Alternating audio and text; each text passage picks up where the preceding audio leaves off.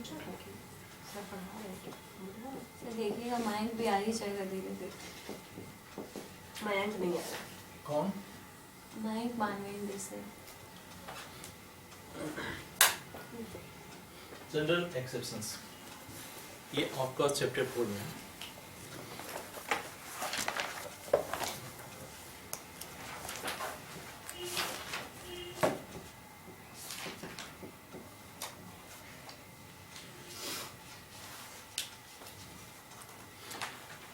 इसकी जो हेडिंग है ये कहती है जनरल एक्सेप्शंस। आप जानते हैं यहाँ दो सेट है, एक तो है एक्सेप्शंस, इसका मतलब क्या होता है? दैट इज अपवाद। और जनरल सामान्य। सामान्य। आईपीसी में जब हम अपवाद की बात करते हैं, इसका मतलब ये हुआ आईपीसी को जो हम देखते हैं तो उसमें क्या है? उसमें है आपको डेफिनेशंस, पिनल प्रोविजंस, इलस्ट्रेशंस। और जब हम पिनल प्रोविजंस की बात करते हैं, क्योंकि इसका नाम क्या है? द इंडियन पिनल कोड, यानी कोई ऐसा कार्य जिसके लिए हम किसी को पनिश कर सकते हैं। तो यानी कि अब कुछ ऐसे कार्य भी होंगे जो होंगी तो अपराध, लेकिन पनिशमेंट नहीं मिलेगी। क्योंकि अपवाद का मतलब क्या है? क्योंकि जनरल रूल से हट गया है। तो जनरली क्या होता है, अगर मान लीजिए कहीं मर्डर हुआ है तो स्टेट प्रोसिक्यूशन का काम संभालती है और जो एक्यूज्ड है वो डिफेंस लेता है, यही सीन रहती है। तो इस सीन में वो डिफेंस क्या ले सकता है? अगर मान लीजिए मर्डर हुआ है तो मर्डर तो हुआ है, तो ऐसे भी कुछ प्रोविजंस हैं जब हम मर्डर को माफ कर सकते हैं। मर्डर तो हमने जैसा इंस्टेंस बताया आपको, ऐसे भी बहुत सारी चीजें हैं जिसमें हम अपराध को उसके क्रिमिनल लायबिलिटीज से मुक्त कर देते हैं। इसलिए बहुत इंपॉर्टेंट है।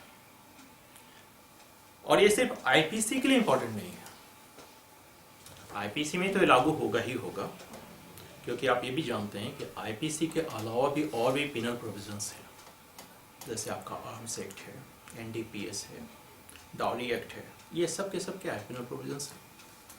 तो ये कहाँ कहाँ लागू होगा, किस वजह से इसका इंपॉर्टेंस है, इन सब चीजों को हमें समझना होगा।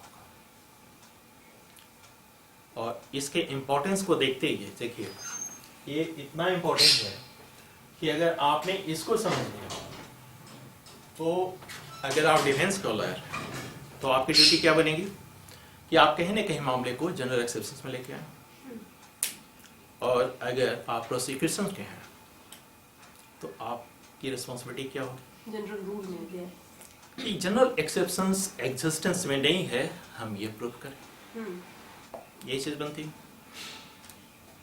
तो जब हम इसको देखेंगे, पहली बात तो ये, जब हम कह रहे हैं कि सामान्य है, इसका मतलब कि और भी स्पेशल एक्सेप्शन भी होंगे।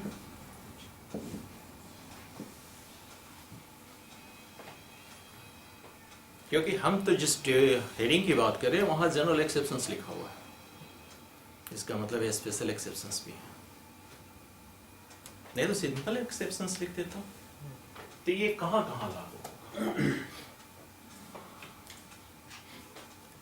इसको समझने के लिए हमें कुछ सेक्शंस को पहले जानने से पहले हमें कुछ और चीजों को समझना होगा,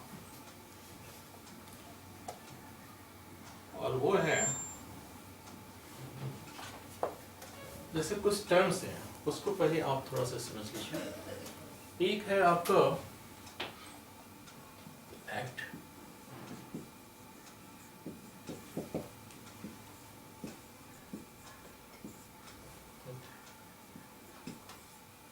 दूसरा है मिस्टेक,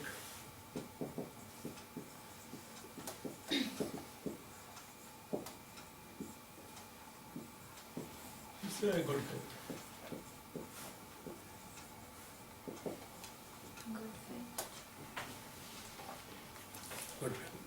इन शब्दों को हमें समझना होगा।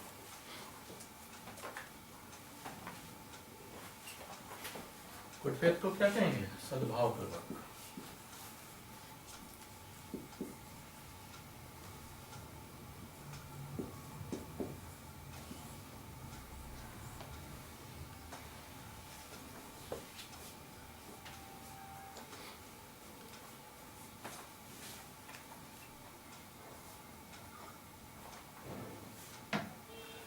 जो लोग एविडेंस की क्लासेस कर चुके हैं तुम्हें ये पता ये क्या है? कोर्ट में आप क्या करते हैं? आपके पास एक पुस्तक है, क्या है? मैं अगर कहूँ आपके पास एक पुस्तक है, मेरा स्टेटमेंट क्या है?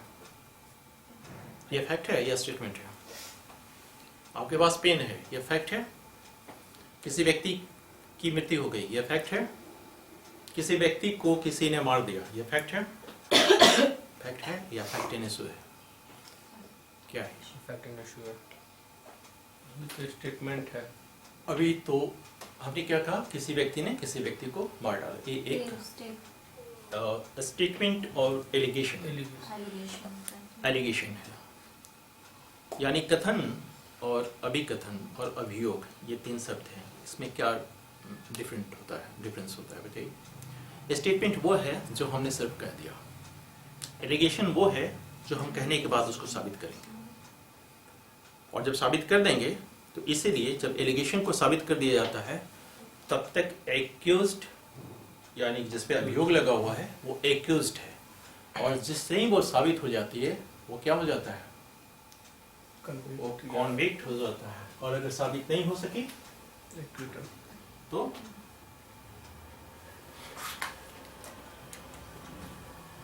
एक सेकंड,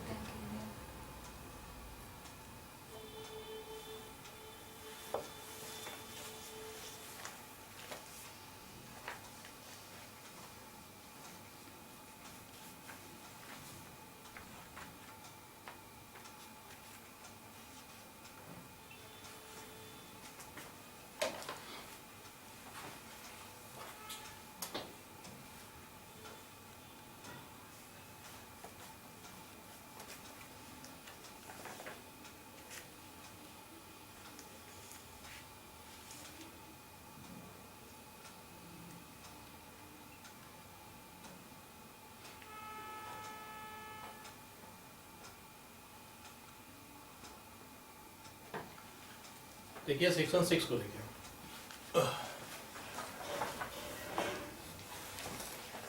आपकी इंपॉर्टेंस क्या है इसकी, ये आपको समझ आएगा। क्योंकि हमने जब इस जनरल एक्सेप्शन को ड्राफ्ट किया तो हमने इसमें डाला सेक्शन 76 to 106।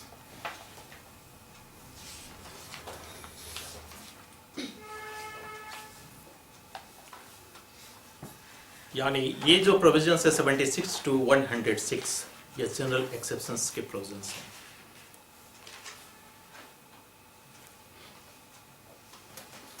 हमने आपको पहले बताया कि एक आईपीसी के अंतर्गत क्या क्या होता है। उसमें क्या होता है? डेफिनेशंस होते हैं। डेफिनेशंस किसके? ऑफेंस के। अगर कल्पेबल होमिसाइड है तो उसकी क्या डेफिनेशन है, थेफ्ट है तो उसकी क्या डेफिनेशन है, रेप है तो उसकी क्या डेफिनेशन है, कब वो कंस्टिट्यूट करेगा पर्टिकुलर ऑफेंस, उसके कंसर्निंग। तो ये क्या कहता है कि definition in the code to be understood subject to exceptions. क्या मतलब है इसका? गौर से देखिए, इसने क्या कहा? Through out this code every definition of an offense. दूसरा, every penal provisions Every illustration. and every illustration of every such definition of penal provisions. इसके इस शब्द पे गौर कीजिएगा, shall be. shall be का मतलब ये मैंडेटरी है। shall be understood subject to the exceptions contained in the chapter general exceptions.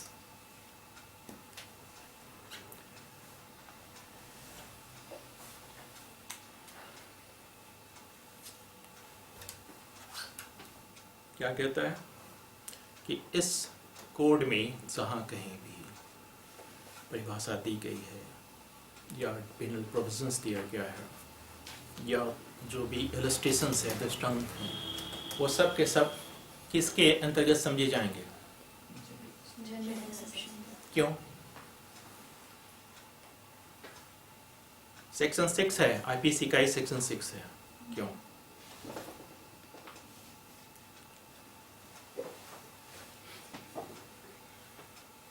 देखिए फर्स्ट इलस्ट्रेशन इसका क्या कहता है? वे धाराएं जिसमें अपराधों की परिभाषाएं अंतर्विष्ट हैं यह अभिव्यक्त नहीं करती कि 7 वर्ष से कम आयु का शिशु ऐसे अपराध नहीं कर सकता, किंतु परिभाषाएं उस साधारण अपवाद के अधीन समझी जानी है जिसमें उपबंधित है कि कोई बात जो 7 वर्ष से कम आयु के शिशु द्वारा की जाती है अपराध नहीं है। कहाँ है ये प्रोविजन? 82 शाबाश, वेरी गुड। ये 82 में है और 82 की जब हम बात करेंगे ये कहाँ आएगा? General exception. General exception. यानी कि जहां कहीं भी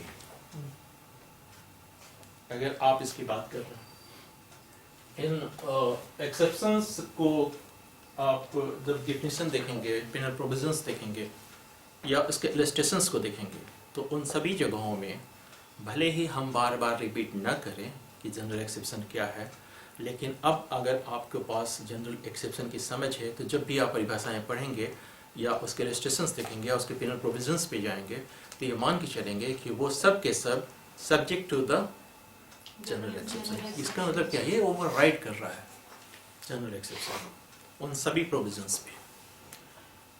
अगर इसकी वजह क्या है कि लेजिस्लेचर को बार बार एक्सेप्शंस को दोहराने की जरूरत न है, इसलिए उसने एक चैप्टर ही दे दिया, चैप्टर 4, और उसमें उसने जितने भी जनरल एक्सेप्शंस थे यानी 76 टू लेके 106 तक उन सबों को एक जगह डाल दिया और साथ में सेक्शन 6 में यह डिक्लेरेशन कर दी। तो जहाँ जहाँ कहीं भी ये प्रोविजंस है उस सभी जगहों पे हम ये मान के चलेंगे कि वो जनरल एक्सेप्शन के सब्जेक्ट में, मतलब अध्ययन है। यानी कोई भी परिभाषा अगर हम देखते हैं तो फर्स्ट हमारा स्ट्राइक कहाँ जाएगा कि क्या वो जनरल एक्सेप्शंस को हिट कर रहा है या नहीं। यानी भले ही उस परिभाषा में कोई एक्सेप्शंस न बताया गया हो, लेकिन सेक्शन 6 का ये डिक्लेरेशन ही इस बात को, देखिए ये क्या कहता है, शैल बी, यानी ये मैंडेटरी है। ये आपको ऐसा नहीं है कि आपके स्वीट विल पे है कि आप इसको मानिए या ना मानिए, मानना ही पड़ेगा आपको। और ये भी इसलिए नहीं कि किसी जजमेंट से आया है, ये प्रोविजन में ही हमने आपको इनपुट कर दिया है। ठीक है। हमने एक चीज और भी कहा था आपको कि काम जब किसी कहीं ऑफेंस होता है तो उस ऑफेंस को प्रूव करना किसकी लायबिलिटी है? प्रोसिक्यूशन समझ रहे हैं? जनरल एक्सेप्शन से लाभ किसको मिलेगा? डिफेंस है, मतलब जो जिसके ऊपर एलिगेशन लगा है, यानी एक्यूज्ड को। तो एक्यूज्ड क्या अपने जनरल एक्सेप्शंस का प्ली ले सकता है या नहीं ले सकता है? ले सकता है। अभी दो बातें हो रही हैं। पहली बात ये कि आपको ऑफेंस प्रमाणित करना है किसके द्वारा? प्रोसिक्यूशन के द्वारा। दूसरी बात कह रहे हैं हम, आप एक चीज और भी जानते हैं कि जब क्रिमिनल मामला होता है तो आपको बियॉन्ड रीजनेबल डाउट उस मामले को प्रूव करना होता है। और सिविल मामले में क्या है? Preponderance of probability. Preponderance of probability. इसका मतलब क्या है हमें ये बताइए। ये तो शब्द आपने बताया, beyond reasonable doubt, preponderance of probability, मतलब क्या है इसका? देखिए, किसी भी फैक्ट को प्रमाणित करने के लिए, प्रूफ करने के लिए हम कुछ एविडेंस देते हैं, और एविडेंस की मात्रा कितनी होगी वो डिपेंड करता है। और अगर आप करें 100% प्रमाणित करना है, नहीं 100% प्रूव नहीं कर सकते, इसीलिए बियॉन्ड रीजनेबल डाउट। देखिए थोड़ा सा कंसेप्ट करिए। देखिए 100% प्रूफ करने बियॉन्ड रीजनेबल डाउट का मतलब क्या होता है? जो भी युक्ति युक्त संदेह है। रीजनेबल डाउट का मतलब जब भी आपके अंदर रीजनेबल व्यक्ति को जो संदेह हो सकता है उस चीज को आपको साबित कर देना है। ये नहीं कि एकदम 100% जब तक साबित नहीं होगा, जो भी रीजनेबल डाउट है आप उसको क्लियर कर दीजिए, तो हम मानेंगे कि एक्यूज ने कोई ऑफेंस किया है। अगर नहीं कर सके तो ऐसी स्थिति में बेनिफिट ऑफ डाउट देंगे उसे, क्योंकि प्रिजम्पशन क्या है कि सभी व्यक्ति या इनोसेंट है जब तक कि गिल्टफुल उसकी प्रूफ नहीं हो जाती है। क्लियर है? तो अब इसी के साथ हमारे एक कंसर्निंग सेक्शन से देखिए, अभी इसको हम वापस लौट के आएंगे। आप एविडेंस एक्ट तो अगर है तो देख लीजिए, नहीं तो एक चीज आपको बता रहे हैं, सेक्शन आपके 105 evidence act. My apologies, sir.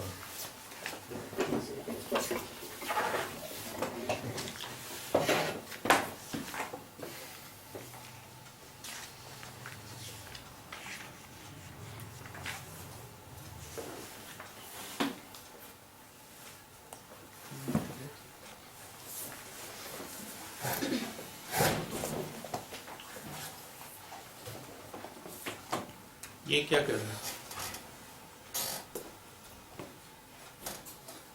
Burden of proving the case of accused come within exceptions.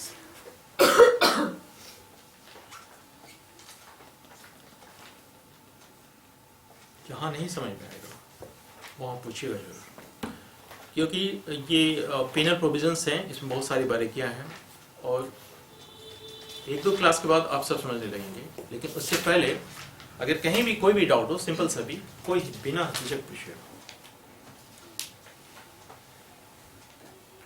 हमारे पास दो शब्द है, एक तो है बर्डन ऑफ प्रूफ, एक ओनस ऑफ प्रूफ। एविडेंस की क्लासेस में हमने इसको डिस्कस कर लिया है। बर्डन ऑफ प्रूफ हमेशा किसके ऊपर होता है क्रिमिनल मामलों में? प्रोसिक्यूशन के ऊपर। यहाँ ये क्या कर रहा है बर्डन ऑफ प्रूफ के कंसर्निंग? अगर वो अपने आप को बताता है कि वो एक्सेप्शन में आता है तो वो एक्सेप्शन उसको प्रूफ करना है, अक्यूज्ड को। एक तो ठीक है, हम आपकी बात मान लेते हैं, लेकिन बर्डन ऑफ प्रूफ किसके ऊपर है? गिल्ट प्रूफ करने का Prosecution. प्रोसिक्यूशन के ऊपर। ये क्या कर रहा है 105? Burden of proving the case of accused come with in exceptions. अगर एक्सेप्शन में कोई आता है तो बर्डन ऑफ प्रूफ किसके ऊपर शिफ्ट कर जा रहा है? अक्यूज्ड। एक्यूज्ड पे। अब इसको गौर से देखिए और इसके इंटरप्रिटेशन को थोड़ी देर के समझिए, क्योंकि एविडेंस की क्लास नहीं चली, हम जस्ट आपको इसको when a person is accused of any offence,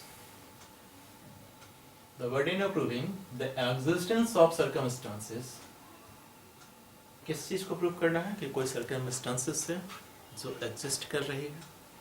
किस चीज का? bringing the case within any of the general exceptions। फिर इसकी बात आई, इसके इंपॉर्टेंस को बता रहा है। अभी सेक्शन 6 में हमने देखा, 105 में देखा इंडियन पिनल कोड और with in any special exception, जिसकी हम बात कर रहे थे कि स्पेशल एक्सेप्शन भी हो सकता है।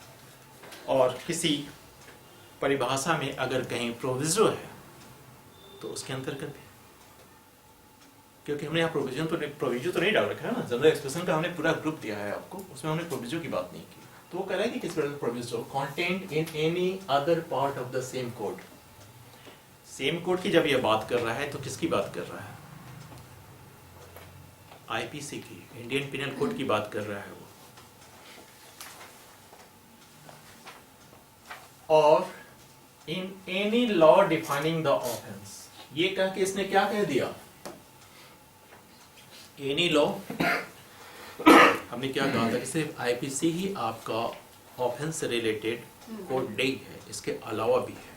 तो वहां भी जहां भी क्राइम या ऑफेंस को हमने डिफाइन कर रखा है उसके कंसर्निंग भी is upon him, यहां तक तो कोई दिक्कत नहीं है। अब जरा गौर से इसके लास्ट को देखिए, कोर्ट क्या प्रिज्यूम करेगी? कि वो सर्कमस्टेंसेस एग्जिस्ट नहीं करता है। नहीं कर रहा है। जैसे अगर किसी ने प्ली किया कि मैं पागल हूँ इसलिए मैंने मर्डर कर दिया, तो अगर आप प्रूव नहीं कर पाए कि आप पागल है तो इस सर्कमस्टेंसेस को एग्जिस्ट नहीं करे।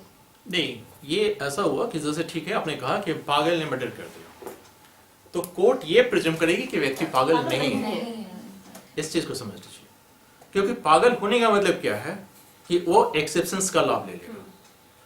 तो और दूसरी चीज है, ये सेल्फ प्रिज्यूम है, मैं प्रिज्यूम है, कंक्लूसिव प्रूफ है। क्या ये सेल्फ प्रिज्यूम? इसका मतलब क्या होता है? Shall mandatory provision. Or maybe directory. मतलब ये रिवर्ट नहीं किया जाएगा। हाँ? Directory भी हो सकता है सर। नहीं रिब्यूटेबल एविडेंस देने पे रिब्यूट किया जा सकता यानी प्रिजम्पशन को प्रिजम्पशन है। सेक्शन 4 क्या रिवर्टेबल है? Mandatory may presume, self presume, inconclusive proof, ये तीन चीजें हैं ना आपके सेक्शन 4 में, एविडेंस एक्ट में। मतलब अभी जरूरत पड़ गई? अच्छा आगे पड़ेगी। देखिए बिल्कुल सही है कि ये सेल्फ प्रिज्यूम है, बट इसको एविडेंस देके आप रिवर्ट कर सकते हैं, क्योंकि रिवर्टेबल वो नहीं होता जो कंक्लूसिव प्रूफ होता है। उसके लिए आपको एविडेंस देने की इजाजत नहीं होती है कंक्लूसिव प्रूफ के कंसर्न। ये सेल्फ प्रिज्यूम है बट रिवर्टेबल है, आप इसको रिवर्ट कर सकते हैं एविडेंस देके। अगर आप नहीं करेंगे, क्योंकि कोर्ट क्या प्रिज्यूम कर रही है कि इस तरह के किसी भी सर्कमस्टांसेस का एग्जिस्टेंस ही नहीं है। जब आप इसको भी रिवर्ट नहीं कर सकेंगे तो आप तो मान के बैठे हुए हैं कि हम अपराधी हैं, तो फिर हमें सजा दे दो। नहीं, इसलिए उसने कहा कि ये कोर्ट मानेगी इस चीज को कि इस चीज का एग्जिस्टेंस नहीं है, बट बर्डन ऑफ प्रूफ किसके ऊपर है? एक्यूज्ड के ऊपर है कि वो प्रमाणित करे कि उसका मामला कहाँ आ रहा है, जनरल एक्सेप्शन जनरल एक्सेप्शंस में आ रहा है,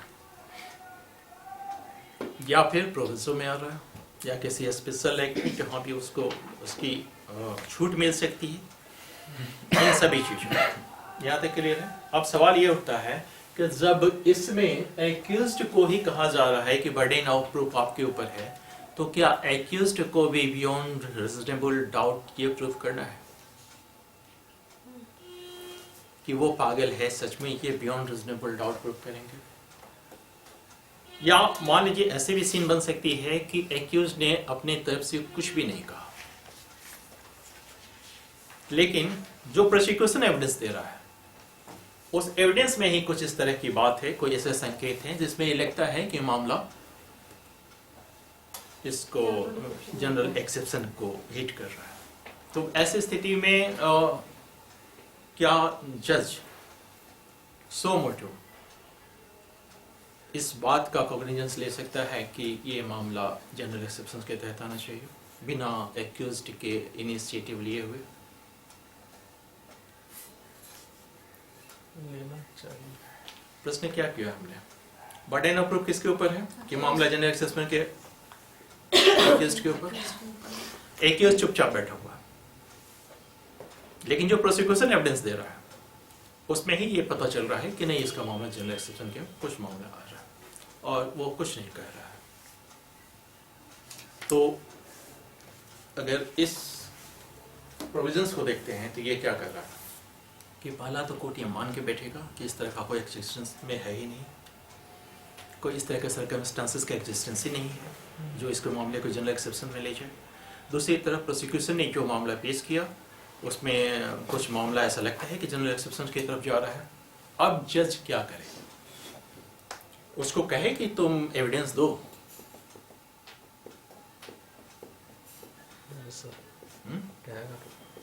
जो एक्यूज्ड है वो खुद अनसाउंडनेस माइंड है, पागल है। नहीं, हम ये नहीं कहा, हमने ये कहा कि आप देखिए सिर्फ एक अनसाउंडनेस माइंड की ही बात नहीं है। जिस वक्त हम लोग चर्चा करेंगे 76 to 106, ये टोटल के टोटल मामले आपके जनरल एक्सेप्शंस में आते हैं। ये तो एक मामला है, इसके अलावा स्पेशल मामला भी है, उसके अलावा प्रोविजो भी है, तो और चुपचाप बैठा होगा।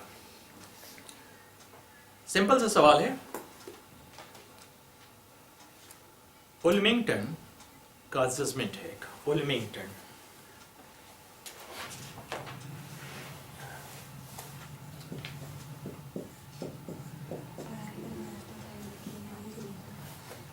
उल्मिंगटन ये लीडिंग केस है जिसमें ये तय हुआ कि अगर प्रोसिक्यूशन के तरफ से दिए गए एविडेंस से ये पता चलता है कि एक्यूज्ड का मामला जनरल एक्सेप्शन में आ रहा है, तो कोर्ट ऐसे में कॉग्निजेंस लेगा और उस मामले को अपने स्तर से देखेगा, और अगर उसमें उसको लगता है कि मामले की थोड़ी सी भी गुंजाइश है तो उसको जब तक वो reasonably beyond reasonable any doubt proof नहीं कर देता है, वैसे स्थिति में उसको बेनिफिट ऑफ डाउट दे देगा, सिवाय इसके कि ये कह रहा है कि बर्डन ऑफ प्रूफ किसके ऊपर है। तो इन टोटल अगर इस चीज को आप पढ़िए गौर से तो इसमें से 3 चीजें निकल के आ गई। पहला क्या कि एक्यूज्ड को प्रूफ करना है कि उसका मामला जनरल एक्सेप्शन में आता है। दूसरा,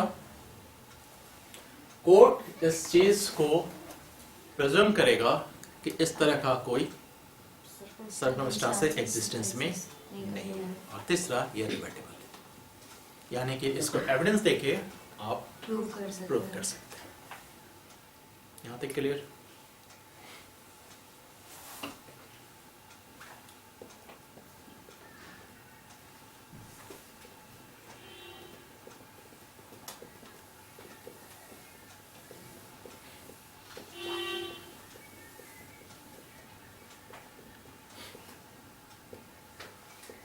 देखिए, इस चीज को अगर आप जनरल एक्सेप्शंस को मोटे मोटे 2 भी अगर पार्ट में आप डिवाइड करते हैं तो एक आएगा आपका एक्सक्यूजेबल,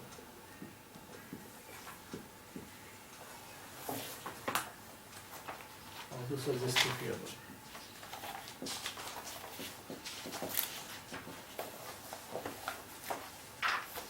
इसको कहेंगे क्षमा योग,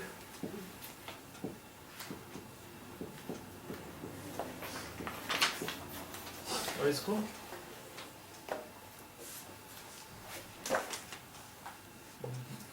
न्याय योग या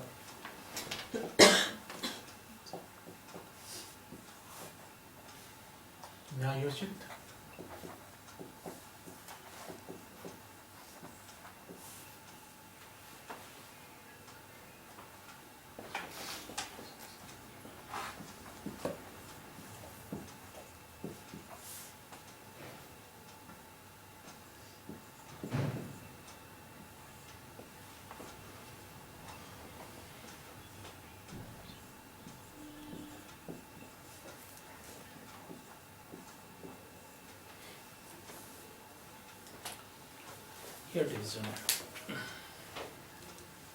सर अभी जो केस बताया था आपने उल्मिंगटन, हाँ, उसमें कोर्ट उसके बाद कॉग्निजेंस लेगा ही लेगा, the court shall take cognizance. देखिए उसके रीजन है।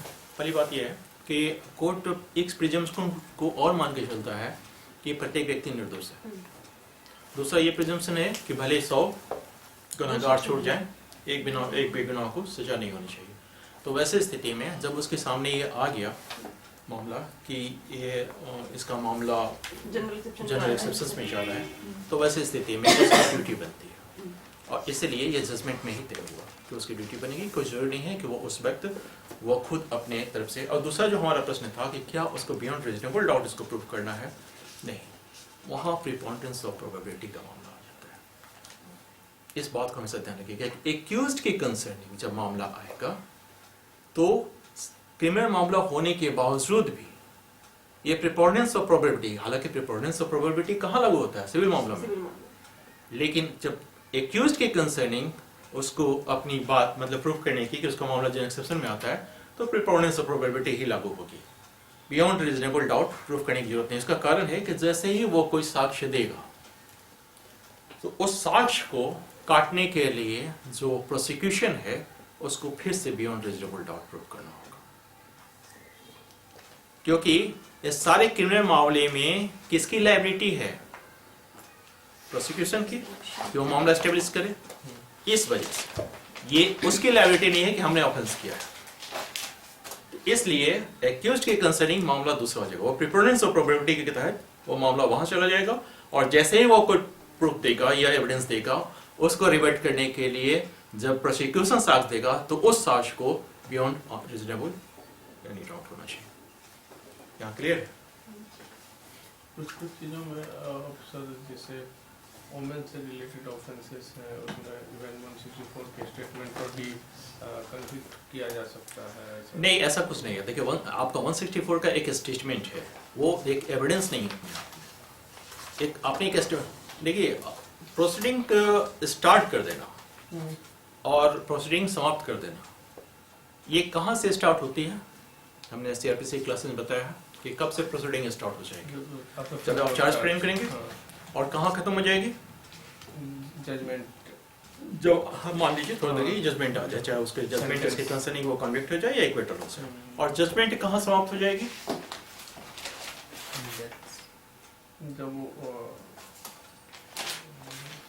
जज ने माइंड बना लिया कि, और जज साहब रिजर्व करके रख दिया तो जज ने माइंड बना। देखिए होता क्या है ना कि आप जिस ट्रायल कोर्ट में हैं, वो तो एक ट्रायल कोर्ट है, आपके पास अपील का राइट है, अपील का राइट स्टेटरी राइट है, ये जरूरी नहीं है कि हर जगह आप अपील में ही चले जाए।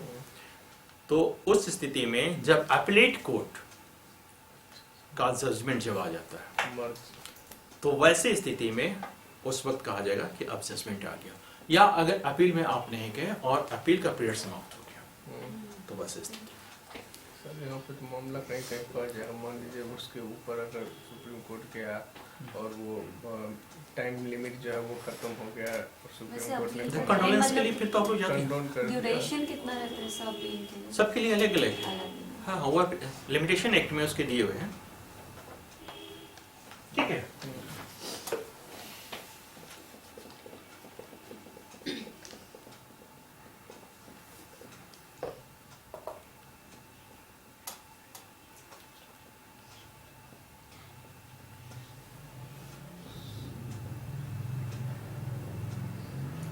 ये आप नोट कर लीजिए इसको।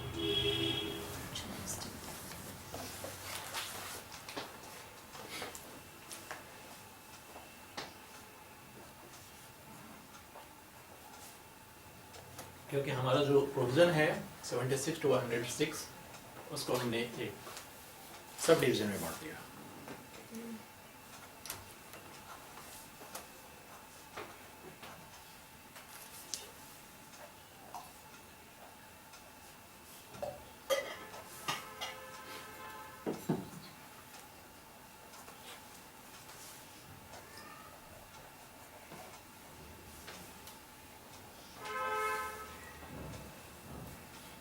तथ्य की भूल section 76 and 79, 92 to absence of criminal intent से 92 to 94।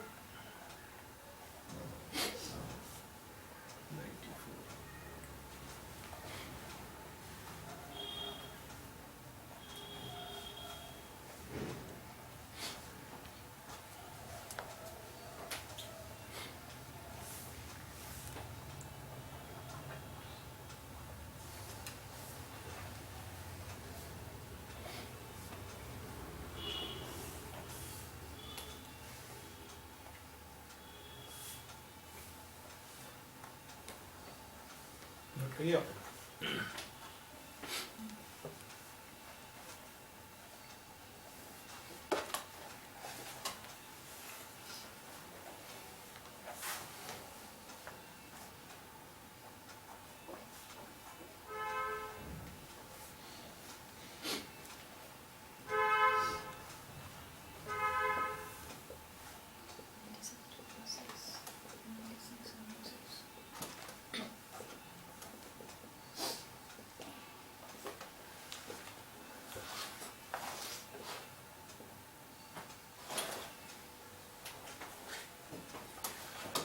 फर्स्ट ग्रुप हमारा क्या है?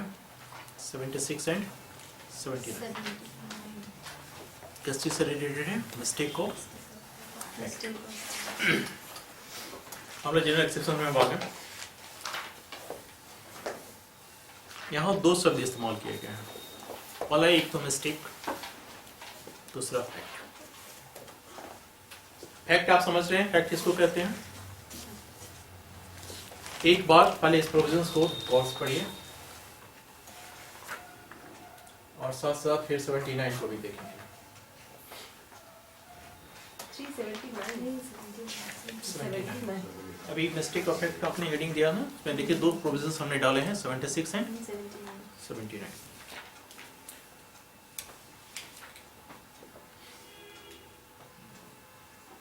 क्या कहता है?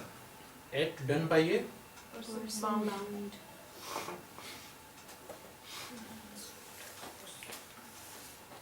विधि द्वारा आबद्ध या तथ्य की भूल के कारण अपने को विधि द्वारा आबद्ध होने का विश्वास करने वाले व्यक्ति द्वारा किया गया कार्य। ये व्यक्ति कोई कार्य कर रहा है, कार्य मतलब इसके द्वारा कोई वैसा कार्य हुआ है जो अपराध है। जनरल काम नहीं कर रहा है, कोई कार्य हुआ है, अपराध है, बट वो अपराध तो कर रहा है, बट इसको एग्जम्पशंस देना है। तो उसके लिए क्या क्राइटेरिया फुलफिल होने चाहिए? पहली बात ये कि वो बाउंड बाय लॉ हो, ध्यान से सुनिएगा। पहली कंडीशन है कि बाउंड बाय लॉ है। दूसरी कंडीशन, स्वयं को विश्वास करता है कि वो बाउंड बाय लॉ है। पहला तो एक सीन है कि वो बाउंड बाय लॉ है। दूसरी कंडीशन है कि स्वयं को विश्वास करता है कि बाउंड बाय लॉ है, और ये इसका विश्वास किस वजह से है? मिस्टेक ऑफ फैक्ट की वजह से, मिस्टेक ऑफ लॉ की वजह से नहीं। और ये विश्वास गुड फेथ में किया गया है। गौर से देखिए, कोई बात अपराध नहीं है, साफ कर रही है, जो किसी ऐसे व्यक्ति द्वारा की जाए जो उसे करने के लिए विधि द्वारा आबद्ध हो, या तो बाउंड बाय लॉ है, या जो तथ्य की भूल के कारण, न कि विधि के भूल के कारण सद्भाव पूर्वक विश्वास करता है कि वह उसे करने के लिए विधि द्वारा आबद्ध है।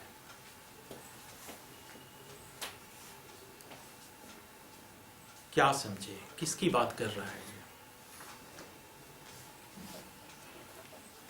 पहले इसे हमें कहा कि इन शब्दों को समझना जरूरी है कि फैक्ट क्या है, क्योंकि तब तो हम समझेंगे, फैक्ट जानेंगे तो जानेंगे कि फैक्ट, मिस्टेक ऑफ फैक्ट क्या है। फिर तभी तो हम फिर जानेंगे कि जिस गुड फेथ की सद्भावपूर्वक की बात कर रहा है, तो ये गुड फेथ क्या है और मिस्टेक क्या है। हमने आपको कहा कि आज आईपीसी की बुक लेके आइएगा। आप सीपीसी की बुक लेके आ गए।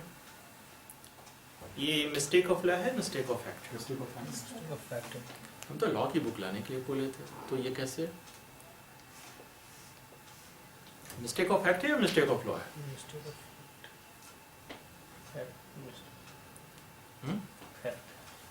कितने लोग सहमत थे कि मिस्टेक ऑफ फैक्ट है? Mistake of fact. Mistake of law क्यों नहीं? जी हाँ बताइए, खुल के बताइए। देखिए, लॉ ऐसा चाहिए कि डिस्कस नहीं करिएगा तो फिर आप नहीं समझ पाएगा। ये मिस्टेक ऑफ फैक्ट है? नहीं sir, this is mistake of law. अच्छा, ये तुरंत इतना जल्दी आपका reevaluation सर। अच्छा, रीवैल्यूएशन, ओके। तो मतलब इस वजह से कि हमने सीपीसी कहा, चलिए हमने भागवत गीता कहा और आप गोदान लेके आ गए। अब क्या है?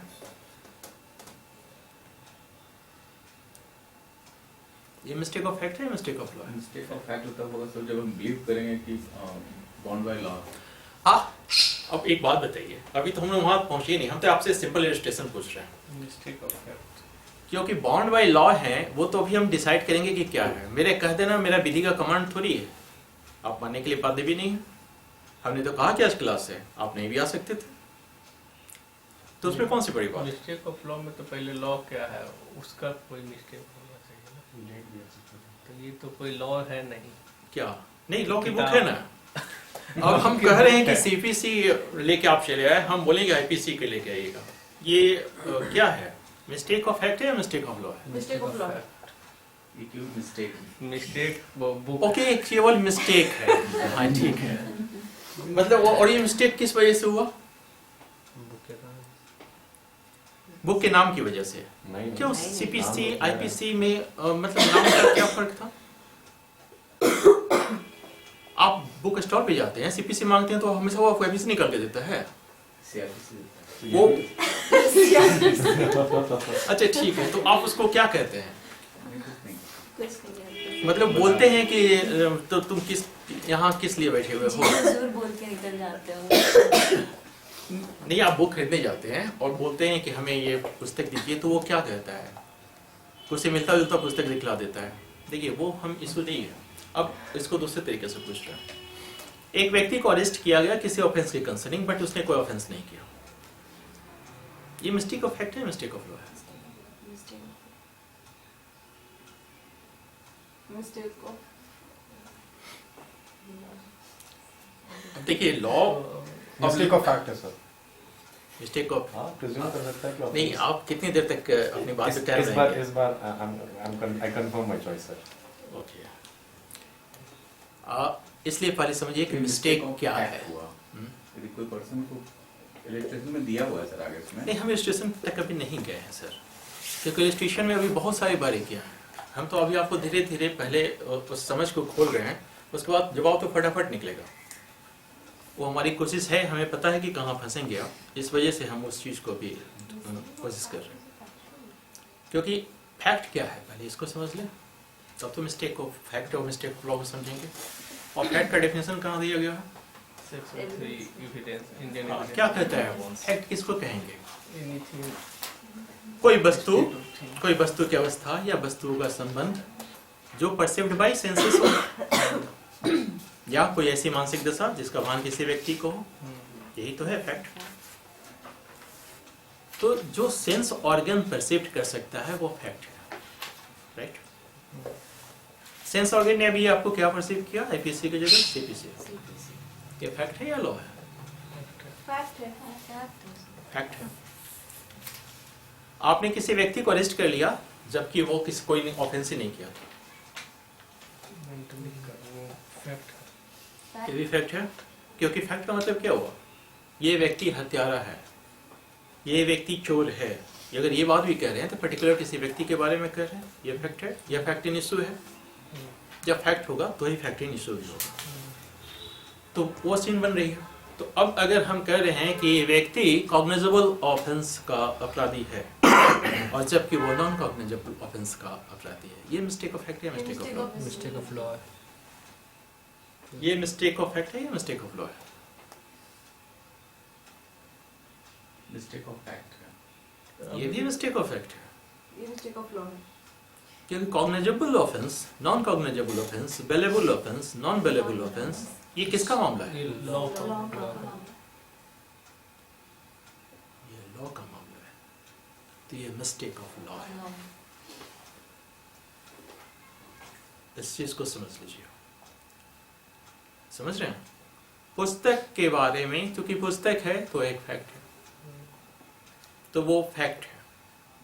लेकिन जब मामला लॉ का आता है तो लॉ के बुक में ही वो लॉ डिफाइन है, तो लॉ का बुक होना फैक्ट है, लेकिन लॉ के प्रोविजंस का होना लॉ है।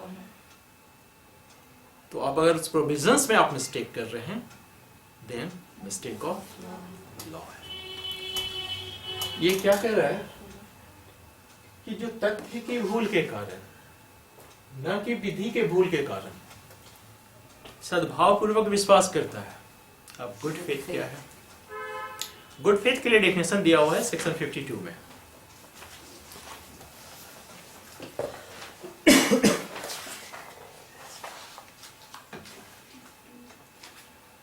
अगर मिस्टेक को डिफाइन करना हुआ तो क्या कहेंगे? कैसे डिफाइन करेंगे मिस्टेक को? यह एरोनियस स्टेट ऑफ माइंड है, सही है या गलत है?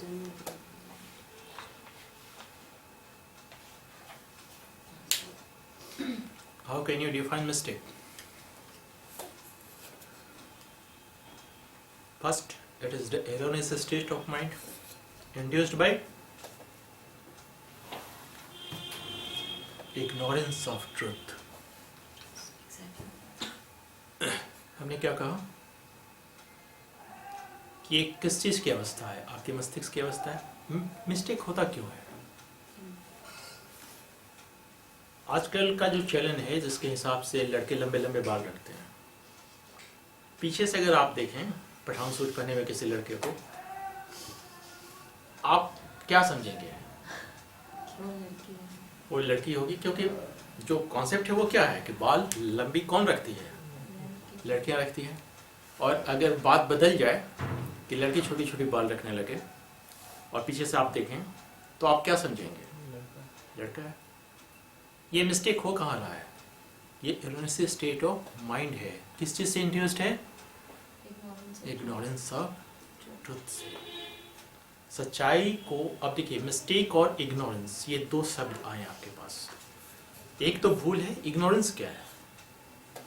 मतलब उस सच्चाई को आप जान सकते थे, आपने इग्नोर कर दिया, देन वो इग्नोरेंस है।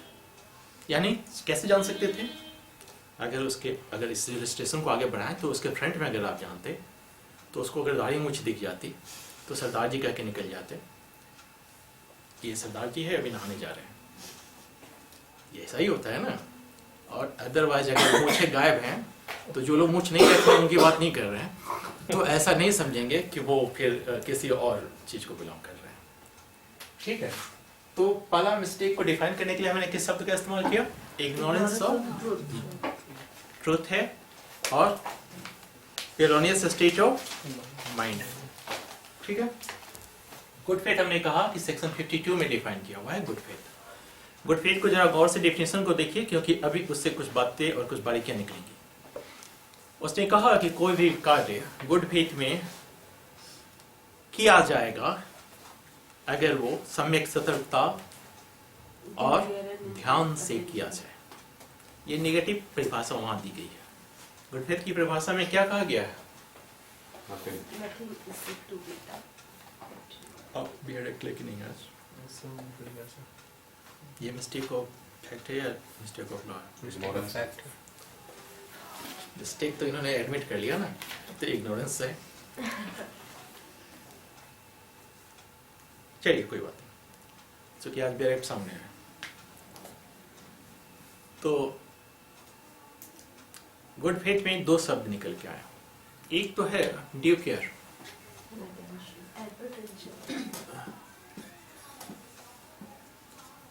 केयर एंड अटेंशन, या नहीं है? सम्यक सतर्कता और ध्यान।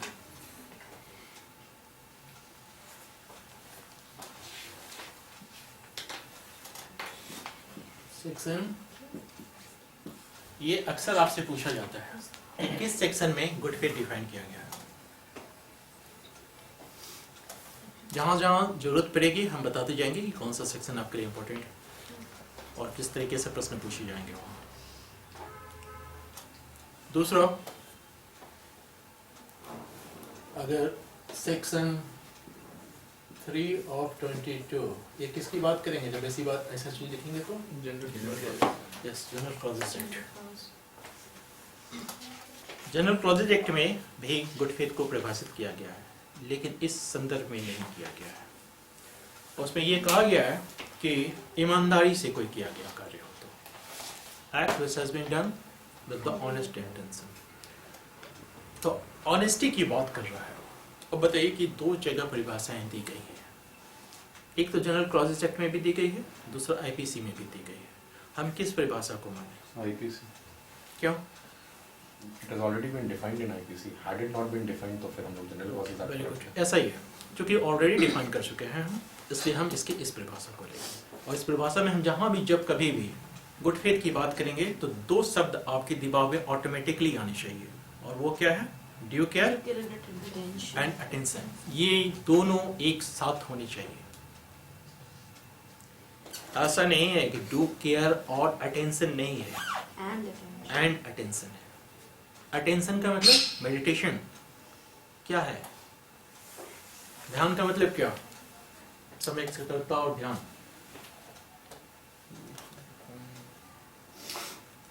देखिए, जब भी ध्यान की बात की जाती है और ड्यू केयर की बात की जाती है, इसका मतलब ये होता है कि आपका जो इग्नोरेंस का लेवल है वो बिल्कुल नेग्लिजिबल स्तर पे होना चाहिए। इसका क्या मतलब हुआ कि आप बिल्कुल अपनी तरफ से पूरी कोशिश कर रहे हैं कि सत्य तक पहुंच जाए, क्योंकि मिस्टेक कब होगा?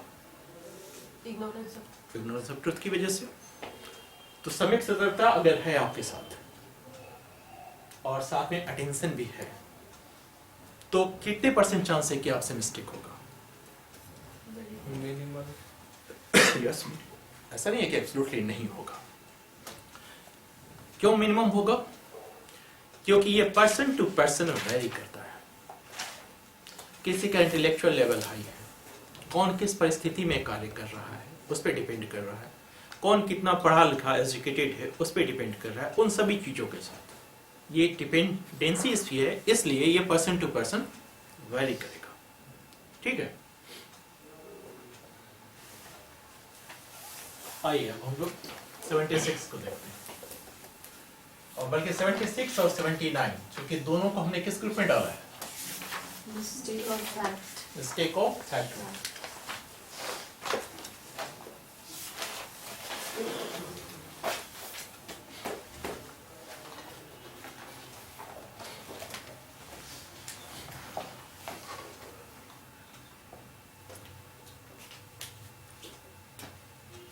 सेवेंटी 76 को भी देखिए और 79 को भी देखिए, और इसके इंग्रेडिएंट को कॉमनली निकालते हैं हम लोग कि क्या कहता है। 76 अगर आप देखेंगे तो पहली बात क्या कहता है ये कि बाउंड बाय लॉ है।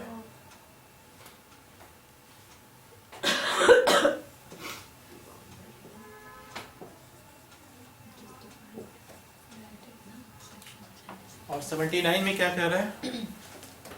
Justified by law. इतना ही सर अंतर है। पहले 76 को समझ लीजिए, फिर इसको समझना, 79 को समझना समझ जाए। दूसरा, पहला तो वह है जो खुद बाउंड बाय लॉ है। दूसरी चीज क्या है? वो खुद को बाउंड बाय लॉ समझ रहा है, समझता है। एक तो वो पर्सन है कि बाउंड बाय लॉ है, दूसरा वो खुद को बाउंड बाय लॉ समझ रहा है। और इसकी समझ किस वजह से आई है? Mistake of fact. Mistake of fact, mistake of law की वजह से नहीं आई है। Mistake of fact. इस बात हमेशा ध्यान रखिएगा। तो मिस्टेक ऑफ फैक्ट की वजह से नहीं आई, मिस्टेक ऑफ लॉ की वजह से आई। सॉरी, मिस्टेक ऑफ फैक्ट की वजह से आई, मिस्टेक ऑफ लॉ की वजह से नहीं आई। और चौथा जो सबसे इंपॉर्टेंट चीज है वो क्या है? गुड फेथ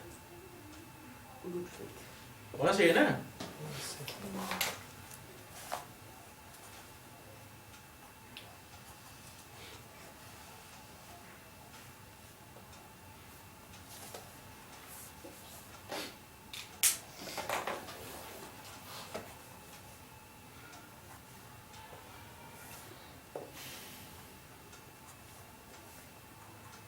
इस चीज को लिख लीजिए।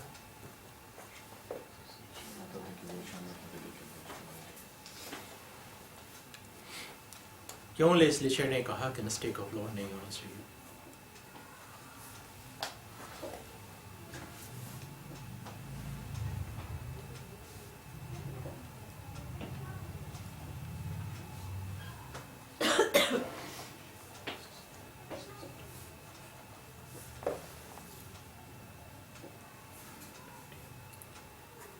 यहां तक क्लियर है?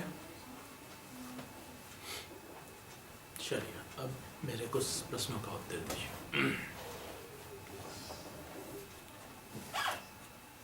जो लोग मेंस्ट्रुअल की क्लासेस कर चुके हैं वो इस रेस्ट्रिक्शंस को अच्छी तरह जानते हैं।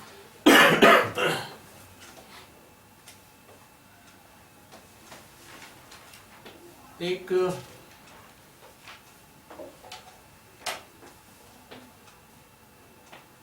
14 साल की लड़की है,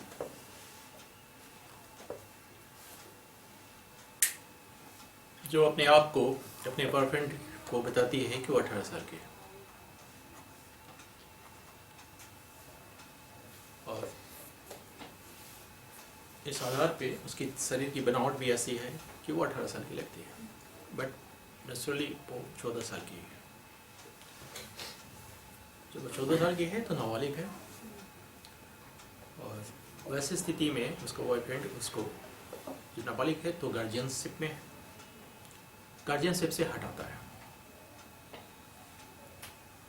और जब ये हटा दिया जाता है तो वो पकड़े जाते हैं, और पकड़े जाने पे उनको उन पे चार्ज बनता है। ये एक रिडिंग जजमेंट है।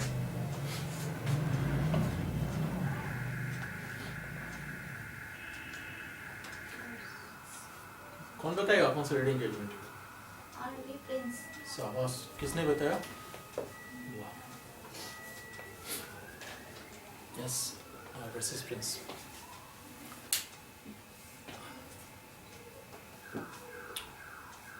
ये जब हटाया जाता है इसको, तो आप जानते हैं कि ये जिस वक्त का जजमेंट है 1875, उस वक्त ज्यूरी हुआ करती थी, अभी भी ज्यूरी है, यहाँ हट गया इंडिया में, तो ये इंडियन केस नहीं है। तो वैसी स्थिति में ज्यूरी ने के सामने उसने बताया ये फैक्ट को, क्योंकि जब लड़की कह रही है कि वो 18 साल की है, लड़की का ये कहना क्या है? Fact है.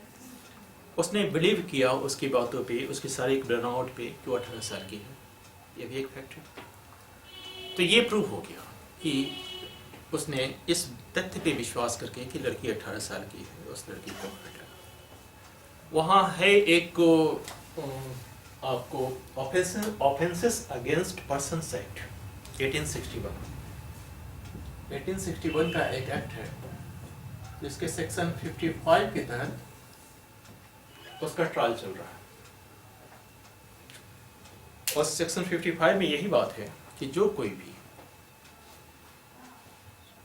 16 साल से कम की किसी लड़की को उसकी गार्जियनशिप से हटाता है, वो ऑब्जेक्शन करता है। हमारे यहाँ ऑब्जेक्शन के कंसर्न यही सेम प्रिंसिपल है। तो किडनैपिंग का चार्ज लगा, किडनैपिंग ऑब्जेक्शन एक है क्या? अलग है सर, अलग है। अलग है। उस पे चार्ज लगा, उसने कहा कि हम को जो लड़की ने एज बताई थी वो है 18 ईयर, साइक बर्नार्ड के अकॉर्डिंगली भी वो 18 ईयर की लग रही थी। उसके बावजूद इसकी ये मिस्टेक ऑफ फैक्ट है, मिस्टेक ऑफ लॉ है? Mistake of fact. उसने उसके गार्जियन से हटाया और उसको पनिश किया गया। अभी इतना ही कहानी है, प्रश्न अभी पूछेंगे थोड़ी देर बाद।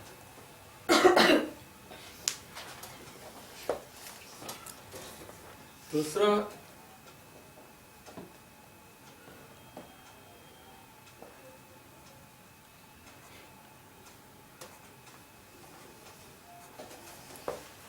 और राम टॉल्सन।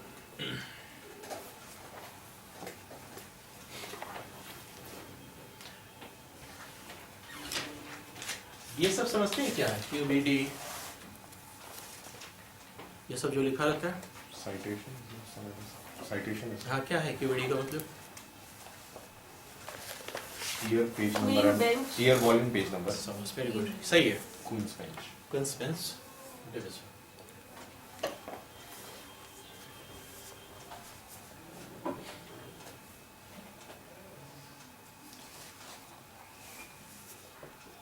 कुछ चीजें हैं, बेहतर है आप नोट कर लीजिए क्योंकि इसकी जरूरत बार बार पड़ेगी।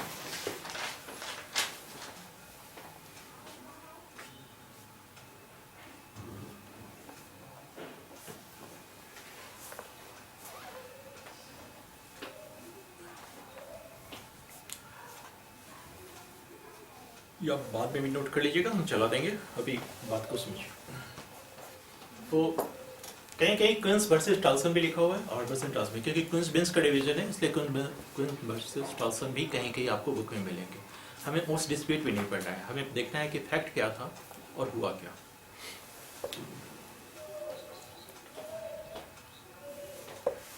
ये जो मिस्टर टॉल्सन है, इनकी शादी हुई थी एक लेडीज से। हाँ, हंसने वाली बात इसलिए है कि आज की तारीख में कुछ भी हो सकता है। तो मैं जब कहूँ कि लेडीज से शादी है तो हंसने की जैसी कोई बात नहीं।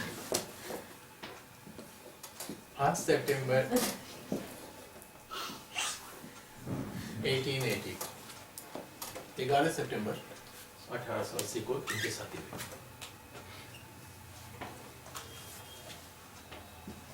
13 दिसंबर 1881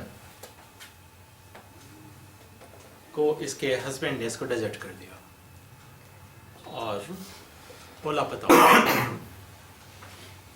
हो गए। तो जो लेडीज थी और उसके भाई ने अपने हस्बैंड को बहुत ढूंढा, पता चला कि वो किसी अमेरिका के जाने वाले जहाज में निकले थे और डूब गए। फिर जनवरी 1887 में इस लेडीज ने दूसरी शादी कर लिया और जिससे शादी की उसको ये सारे फैक्ट पता था।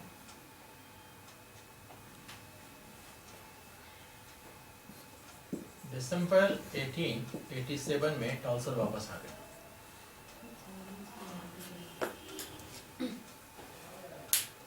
जब टॉल्सन वापस आए तो इन्होंने केस कर दिया। वही है the offences against persons act, वहां का जो एक्ट था 1861 सेक्शन 57, इसके तहत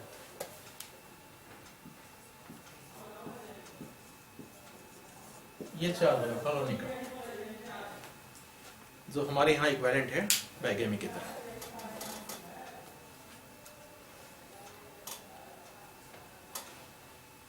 इसमें ये प्रोविजन था कि अगर कोई लड़की या कोई लड़का अपनी पहली पति या पत्नी के रहते हुए दूसरी शादी करता है तो वो इस ऑफेंस के लिए लायबल होगा। उस पर एक प्रोविजन भी था। उस प्रोविजन में ये बात थी कि अगर 7 साल तक 7 years अगर उसके पति या पत्नी के बारे में कुछ नई जानकारी मिल सकती है तो वैसे स्थिति में मान लिया जाएगा कि उसके पति पत्नी इस दुनिया में नहीं है और वो दिन वो शादी कर सकता है।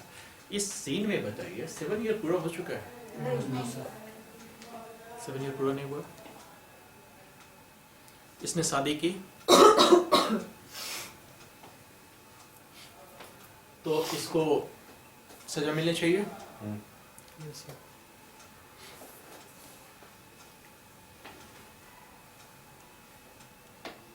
आर्बनम प्रिंस में सजा मिल गई, इसमें सजा नहीं मिली।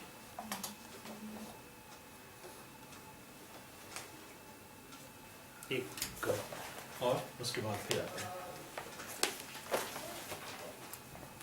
इसलिए कि अभी हमने क्वेश्चन पूछा नहीं।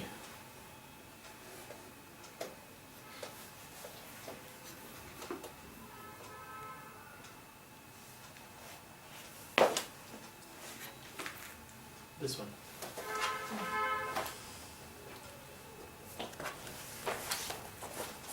मिस्टर वीट है, इनकी वाइफ एडल्टी के साथ में थी। इन्होंने अपने एडवोकेट से कहा कि मुझे डिवोर्स चाहिए।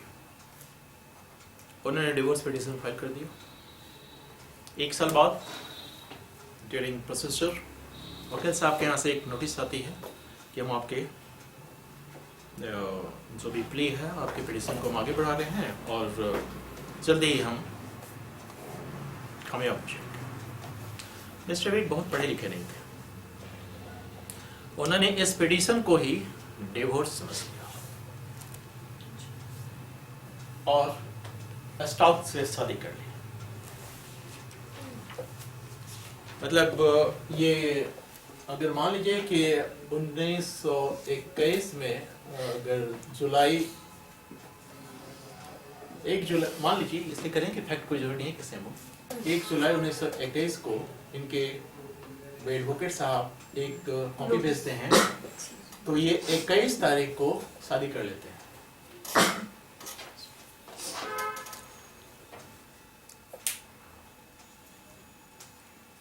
डिवोर्स नहीं होने का लीगल स्टेटस क्या होता है? तो अभी भी मैरिड है। और इस ऑफेंस के लिए क्या जरूरी है? फेलोनी कब होगा? बाइगेमी जिसको हम अपने यहाँ कहते हैं वो क्या है कि एक हस्बैंड या एक वाइफ के होते हुए कोई हस्बैंड या वाइफ दूसरे लड़का या लड़की से शादी कर ले। तो ये ऑफेंस क्रिएट हो जाएगा। तो इस सीन में इन्होंने शादी कर ली और इनको और इनकी होने वाली बेबी मतलब इनकी बेबी दोनों को पनिश किया गया। आपके सामने 3 जजमेंट है। आर बनाम प्रिंस में सजा दे दी गई, क्वीन बनाम टॉल्सन में सजा नहीं दी गई, और बनाम वीट एंड स्टॉक्स में सजा मिली। क्या फर्क है? मिस्टेक ऑफ फैक्ट हो रहा है सब जगह, मिस्टेक ऑफ लॉ है। क्या है इसमें मिस्टेक ऑफ लॉ है। किसमें? स्टॉक्स में आर वर्सेस प्रिंस में मिस्टेक ऑफ लॉ है, क्या कैसे है बताइए। क्योंकि उसमें सीधा सीधा लिखा हुआ कि 18 इयर्स से कम, सॉरी 16 इयर्स से कम अगर किसकी बात कर रहे हैं? R versus Prince.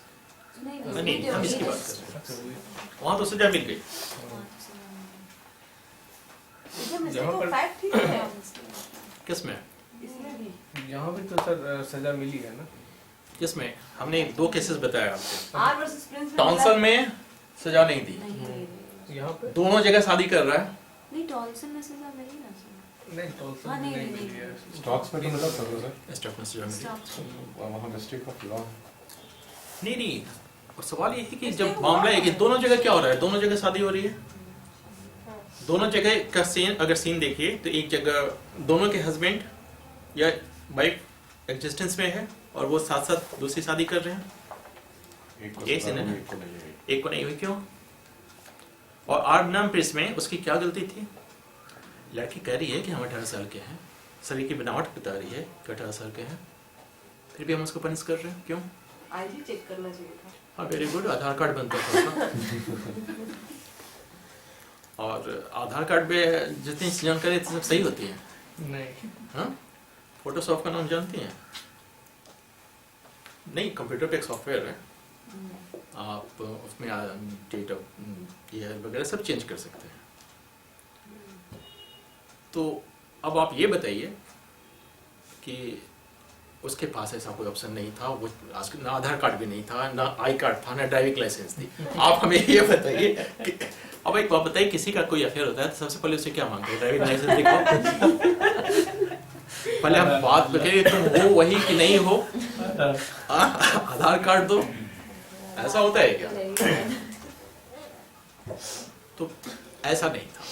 जो फैक्ट है आपको आंसर उसी फैक्ट के अकॉर्डिंगली देनी है। अब आप बताइए क्या फर्क है, क्योंकि अब लॉ के बारे किया और अब आप जिस पद के लिए जा रहे हैं, इस फर्क को समझना आपके लिए उतना ही न्याय जरूरी है। कॉन्स्पिरेसी हुआ इससे सजा मिला होगा, कॉम्प्लेक्सिव हुआ है। कॉन्स्पिरेसी इसमें हुआ होगा। देखिए सर, हुआ होगा जैसी कोई बात नहीं कीजिए, क्योंकि फैक्ट में आपके सामने इतने ही फैक्ट दिए रहेंगे और हम आपको बता दे रहे हैं जनरल एक्सेप्शन से आपके जब भी क्वेश्चन आएंगे, उसमें जो क्वेश्चंस आए हैं जो हमने देखे हैं उसमें एक यही है कि differentiate between mistake and law and mistake of fact. एक तो ये आता है, उसके बाद सेक्शन 76 पे क्वेश्चन आता है। तीसरा जो सबसे इंपॉर्टेंट क्वेश्चन है वो सिर्फ प्रॉब्लम बेस्ड क्वेश्चन आते हैं। तो आपको उसकी जितने प्रॉब्लम में जितने इंग्रेडिएंट रहेंगे, जितने फैक्ट रहेंगे, बस आपको उसके अकॉर्डिंगली ही आंसर देना है। और लॉ में हमेशा ये भूल जाइए कि ऐसा हुआ होगा या नहीं हुआ होगा। हुआ होगा तो आप प्रमाणित कीजिए कि कैसे हुआ होगा। हाँ, अबेटमेंट तो हुआ है, क्योंकि स्टॉक्स की क्या गलती थी? उसने उसको अगर शादी कर रहा है कोई, तो उसने जल्दी कहा कि चलो तलाक मिल गया, जल्दी से शादी कर लेते हैं, तो उसने एबेट किया उसको, और उसकी सजा भी इसी की वजह से मिली है। सर बट ऑल्सो में तो वो बिलीव कर चुकी थी कि उसका हस्बैंड मर चुका 7 साल तो पूरा नहीं हुआ था। लेकिन जब वो आया था नहीं 7 साल तो वो जान रहा था कि 7 तो साल वो पूरा 7 नहीं साल हुआ, इसलिए क्योंकि पूरा- डेट वगैरह सब बताएंगे। उस 7 साल के वो पीछे नहीं आएगा इसलिए होगा। बिलीव 7 साल के पीछे का वो रीजन यही होगा ना कि 7 साल अगर नहीं है, अब 7 साल से एक दिन बाद या एक दिन पहले, आप कौन पे लिखे ना, हाँ वो तो 7 साल नहीं बस है। जनवरी में 7 साल पूरा नहीं हुआ। Law का जब तक वो intention वापस आया ऐसा- तब तक तो हो ही गया था। लॉ का इंटेंशन ऐसा रहा होगा ना कि 7 साल अगर नहीं है, नहीं हुआ ये शादी कब हुई है? 81 80 में 80 में गया कब वो? 81 में 81 में 6 साल 6 दिसंबर में गया 81 में। वापस कब आ रहा है? दिसंबर अच्छा 6 साल 6 साल तो सोच के बताइए क्योंकि कल आप जज बनेंगे, इस तरह की बातें आएंगी। और हाँ, इसमें से जो आपका ये सब जितने भी अपने आप केस बताइए, ये सब आपके पीटी पॉइंट ऑफ व्यू से सही। एक और केसेस है और रीरोजन वाला, वो भी अभी थोड़ी देर में डिस्कस करेंगे, पहले इसको समझ लीजिए। ये सारे के सारे आपके इंपॉर्टेंट केसेस हैं पीटी पॉइंट ऑफ व्यू से। और कई बार अगर प्रॉब्लम आपसे पूछ दिया तो आपको ये केस अगर रिकॉल कर दिया तो आप आंसर अपने आप दे देंगे। टालसन में सर महिला जो मान चुकी थी कि उसका पति जो है मर चुके थे, वो मानने के लिए हाँ ठीक है, मानने के लिए आपका मानना और लीगल प्रोविजन के अकॉर्डिंगली मानना। डिवोर्स हो गया है। नहीं हाँ, वो भी उनका कहना भी सही है।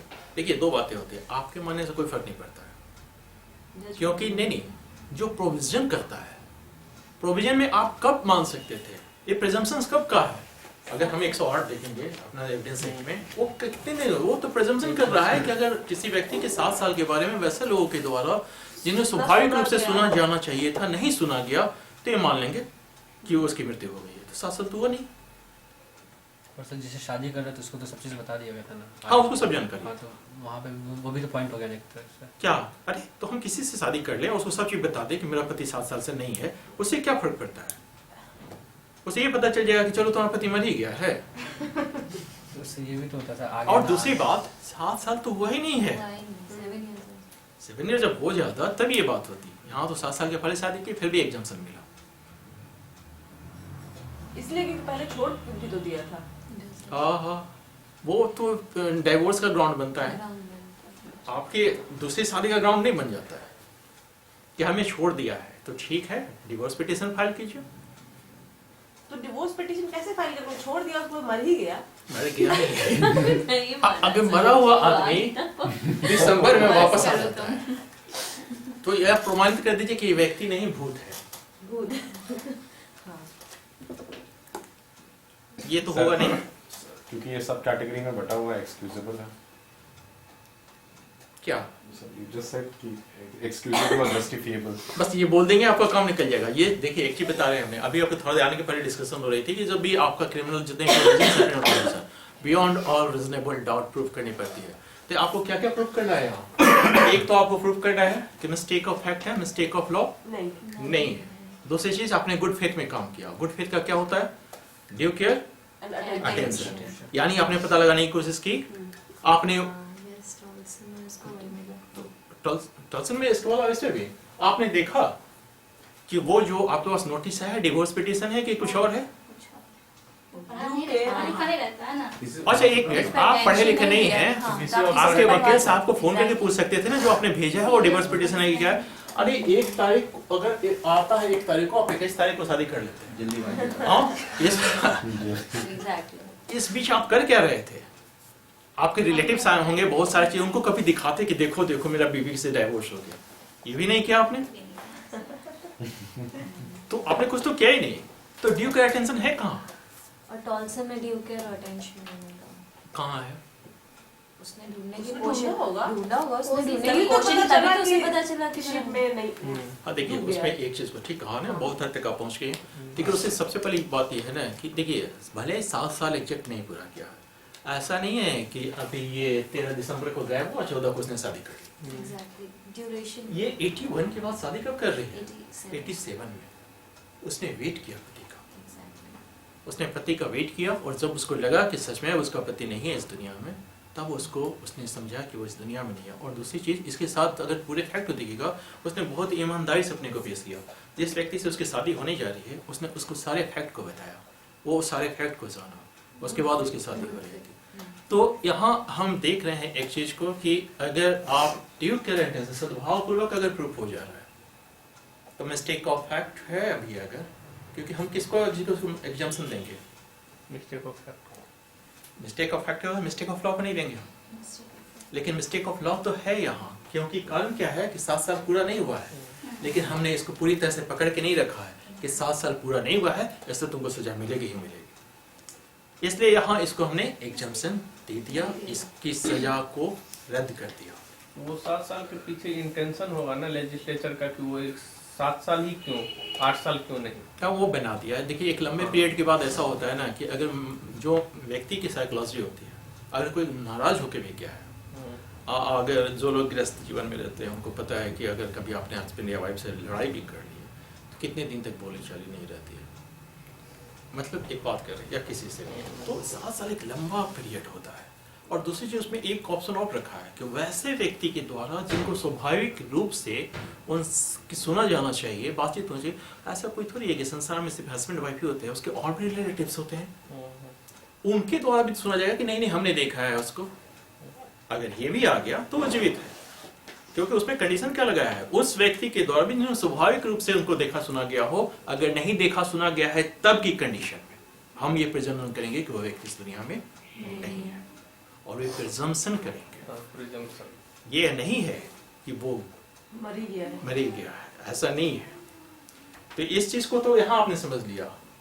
आर बनाम प्रिंस के मामले में क्या हुआ था?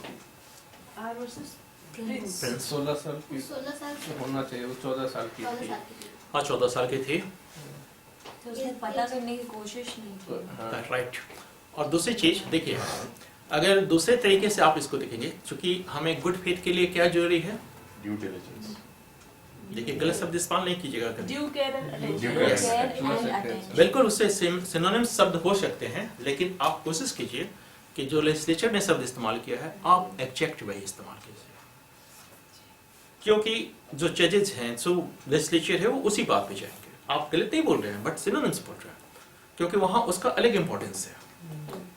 क्योंकि मिस्टेक और इग्नोरेंस भी करीब करीब सिनोनिम्स हैं, बट हमने अभी इसको डिफाइन करते वक्त बताया कि मिस्टेक को अगर हम डिफाइन करेंगे तो इग्नोरेंस सेकंड लाइन में आता है। फर्स्ट क्या है, मिस्टेक कौन सी, मिस्टेक कब है, जो इग्नोरेंस स्टेट ऑफ माइंड है induced by ignorance of truth है। तो प्रिंस वाले मामले में क्या हुआ, देखिए शादी करना कहीं से भी मोरली रॉन्ग नहीं है, उसने शादी नहीं किया था, नहीं, उसने गार्जियनशिप से किसके गार्जियनशिप से उसको हटाया था, शादी नहीं की। लेकिन किसी के लॉफुल गार्जियनशिप से किसी को हटाना ये मॉरली रॉन्ग है। और अगर वो चाहता तो अपने ट्यूकर और टेसन का सहारा लेके पता लगा सकता था कि वो कितने साल की है। तो इसका तो मतलब ये हुआ ना कि अगर हम इस चीज को बढ़ावा दे दें, इसको भी एग्जाम्पशन कर दें, तो कल कोई बिना सादे पर्दे में पुलिस वाला है और कोई कार्रवाई करे, हम उसको पीट दें और बाद में कहें कि हम तो जानते नहीं थे कि पुलिस वाला है, तो ये तो गलत ट्रेंड निकल आएगा। तो इस वजह से उसको पनिश किया गया। और ये जो तीसरा मामला है, शादी तो यहाँ भी हुई है, हम तो एक तरह से कह रहे हैं कि शादी करना मॉरली गलत नहीं है। इसमें भी वही सही, ये भी इसमें पता ड्यू कर केयर सकते नहीं। हैं। हाँ वो बिल्कुल, पढ़ा ड्यू लिखा केयर, है। हाँ बिल्कुल ड्यू केयर और अटेंशन का यहाँ भी अभाव है। इसलिए 76 का लाभ लेने के लिए सबसे जरूरी काम है good faith. Good faith. Good faith. और बाकी चीजें अपने आप चलेंगे साथ साथ, अभी हम लोग और डिस्कस करेंगे। एक और जजमेंट है, उसको आप देख लीजिए।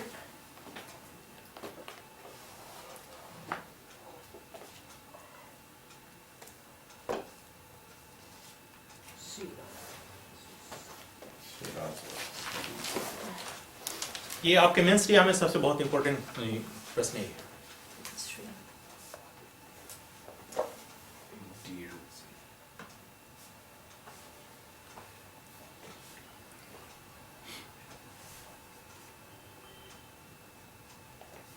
इसमें हुआ क्या कि एक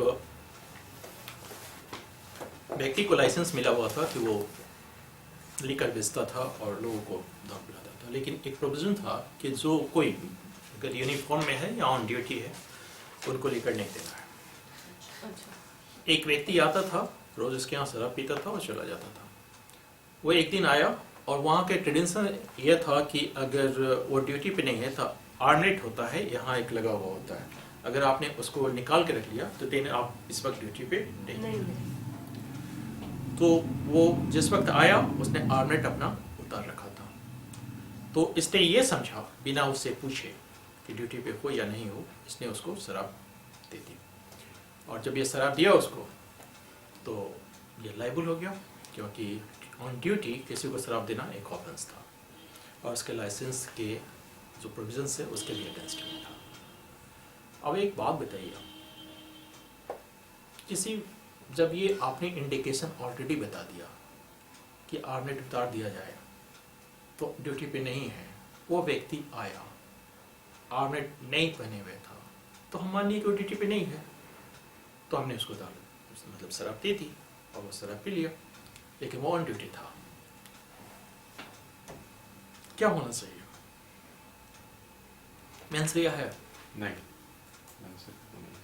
मेंसरिया समझते हैं?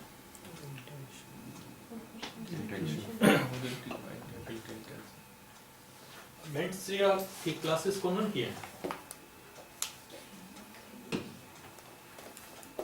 मेंसरिया का मतलब क्या होता है? Tension plus motive. नहीं, बिल्कुल ऐसे शब्दों का इस्तेमाल ना कीजिए। देखिए वहाँ दो चीज होती है। हाँ, क्या बोलते जाइए। इंटेंशन होना चाहिए, मोटिव होना चाहिए। ये क्या होना चाहिए? इंटेंशन होना चाहिए, मोटिव होना चाहिए।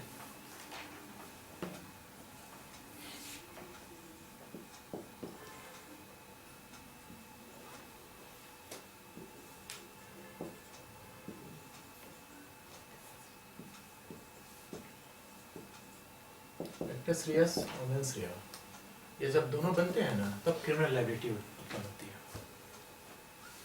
एक्टस नॉन फेसिट रेउन नेसीमेंस सेट्रिया, ये कंप्लीट आपका कोटेशन है लैटिन वर्ड। इसका क्या मतलब होता है कि जब कोई भी कार्य अपने आप में अपराध नहीं है जब तक कि उसका मन भी अपराधी नहीं हो। एक्टस रियस का मतलब वैसा कार्य जो प्रोहिबिटेड बाय लॉ है। Act prohibited by law. Mains Riya guilty mind. ये अगर दो चीजें हैं तो क्रिमिनल लायबिलिटी उत्पन्न होगी। इनमें से अगर एक भी नहीं है तो क्रिमिनल लायबिलिटी उत्पन्न नहीं होगी। ये सारी चीजों को एकदम दिमाग में बैठा के रखिएगा, क्योंकि आपको जब भी क्रिमिनल या किसी क्लासेस होगी ये सभी चीजें काम आएंगी। बट अगर मेंस रिया और एक्टर्स रिया नहीं है तो एक टाइम तो नहीं होगा ना? नहीं होगा। तो अब एक बात बताइए, उसने और किसी भी व्यक्ति को, देखिए हमने उस वक्त हमें ये भी बताया कि इसके एक्सेप्शन क्या क्या है। जैसे बाई गेमिंग के सेंस में हम स्ट्रिक्ट लायबिलिटी के तहत डालते हैं। फ्रॉडुलेंट के मामले में हम इस चीज़ को स्वीकार नहीं कर सकते हैं कि आपका इंटेंशन क्या था क्या नहीं था। तो ये सब कुछ मामलों में मेंस रिया अप्लाई नहीं होता। इस मामले में क्या उसका इंटेंशन था लॉ ब्रेक करना? कोई भी रीजनेबल व्यक्ति अगर जिसको जरा सा ही पता है कि आर्नेट उतार लेने से ये प्रिजम्पशन है कि वो ऑन ड्यूटी नहीं है, तो उस दिन वो आर्नेट उतारा हुआ था, ड्यूटी नहीं थी। इसको पनिश किया जाए या नहीं किया जाए? मिस्टेक ऑफ लॉ है, मिस्टेक ऑफ फैक्ट है, गुड फेथ है, क्या है? एक फैक्ट आप भूल गए ना, गुड फेथ भी हमने कहा।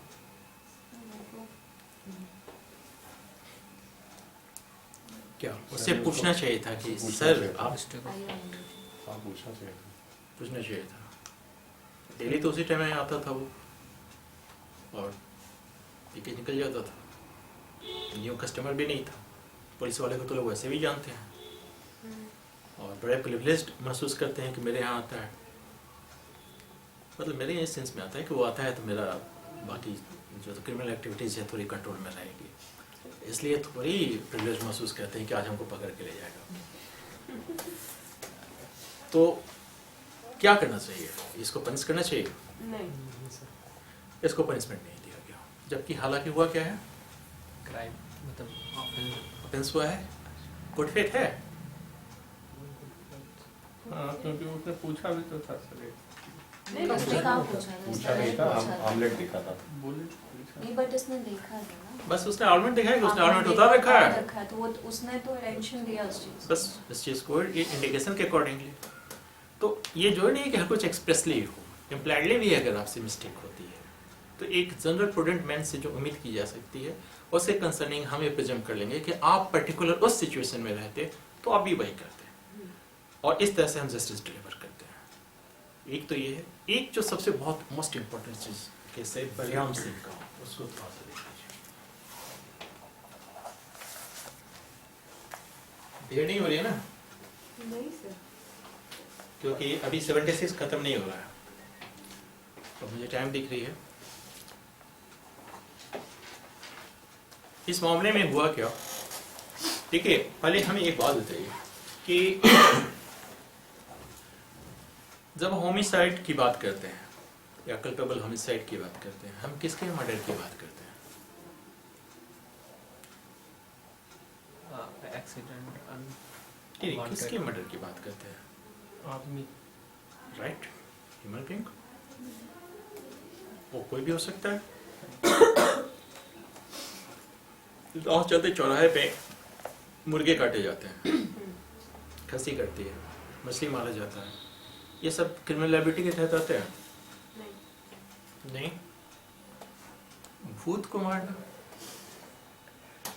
जीवित ही नहीं है उसको मारना सकता। अच्छा, मतलब ये हम उस टॉपिक पे नहीं जा रहे हैं कि भूत का एग्जिस्टेंस है कि नहीं। अगर हमने भूत को मारा और भूत मर गया दिस इज द केस। तो ये केस है कि नहीं? है, It's a case. है। अब देखिए इस केस फैक्ट को, मेरी आपसे बात कर रहा हूँ। हुआ क्या था कि एक लेडीज थी, वो जब भी प्रेग्नेंट होती थी उसको जो भी इशू होते थे वो मर जाती थी। बहुत सारे ऐसे माहौल में लोग सोचते हैं कि क्या रीजन है, तो अपने रीजन का इलाज करने के लिए वो किसी तांत्रिक के पास गए। तांत्रिक ने उसको बताया, वैसे इस करके उसके 3 इशू की डेथ हो गई। उसमें लगे अगर चौथा इशू तुम जीवित चाहते हो तो जहाँ 3rd इशू को तुमने दफना रखा है, क्योंकि बच्चे को जलाया नहीं जाता, दफना रखा है, वहाँ आधी रात को जाके स्नान करोगी तो चौथा बच्चा जीवित हो जाएगा, मतलब जीवित रहेगा, एग्जिस्टेंस में रहेगा। ये कब का केस है? 1926। आप देख रहे हैं कि सीन किस तरीके का है। उसने बात मान ली क्योंकि लगातार उसके घर में इस तरह की घटनाएं घट रही थी। आधी रात को बच्चे दफनाए कहाँ जाते हैं? शमशान घाट पे। आधी रात को शमशान घाट पे वो गया, साथ में गई और साथ में उसका हस्बैंड गया, बाल्टी में पानी लेके, क्योंकि उसको स्नान करना था। वो अपनी पत्नी के ऊपर पानी डाल रहा था कि अचानक से कोई व्यक्ति सामने प्रकट हो गया। जब प्रकट हुआ तो उसने देखा ना था, धनाधन डंडा चलाना शुरू कर दिया। तो 2-3 डंडे उसके सर पे पड़े, 2-3 हाथ पे भी पड़े और उसकी मृत्यु हो गई। पता नहीं, वो वहां से भागा। और भागा तो जो सामने उसको पहला आदमी मिला, उसने कहा कि आज हमने भूत मारा है। अब आप समझिए इस चीज को। बाद में पता चला कि वो फुद्दू सिंह नाम का कोई व्यक्ति था जिसकी मृत्यु हो गई, जिसको मारा था, जिसकी डेथ हो गई। सर पे भी चोट लगी थी और घातक प्रहार था, इसकी वजह से उसकी डेथ हो गई। मामला गया लाहौर हाईकोर्ट में। तो अब आप इस स्थिति को समझिए। वो व्यक्ति इतना सुपरस्टिशियस है, अंधविश्वासी है, को उसको किसी तांत्रिक ने समझाया कि ऐसे काम करने से चौथा बच्चा जीवित हो जाएगा। तो दिमाग में तो उसकी पहली बात बैठी हुई है, यानी उसको ये भी पता है कि तंत्र मंत्र से बहुत कुछ है। तो तंत्र मंत्र में यकीन कर रहा है तो निश्चित रूप से भूत प्रेत पे भी यकीन कर रहा है। और घटना कब की? 1926। अगर हम ये कहें कि बहुत एजुकेशन लेवल है, बहुत एजुकेटेड लोगों के साथ भी दिक्कत है, वो भी बहुत कुछ चीज़ें मानते हैं। तो सीन कहाँ का है? शमशान घाट। समय क्या है? रात के 12 बज रहे हैं। और क्या प्रजम्पशन है भूत के बारे में कि भूत रात को आता है, दिन में नहीं आएगा। वो भी और मोस्ट प्रोबेबली कहाँ आता है? शमशान घाट पे आता है।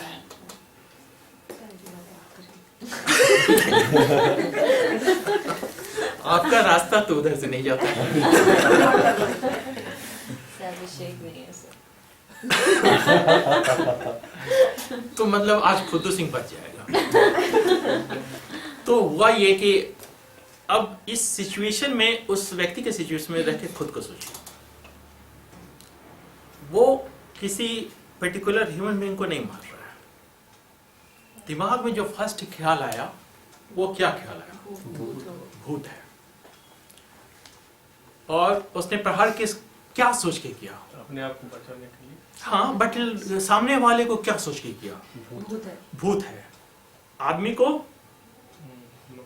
नहीं मार रहा है, वो भूत को मार रहा है। किस प्रोविजन में भूत को मारना ऑफेंस है? किसी प्रोविजन तो इसको सजा दे दें या इसको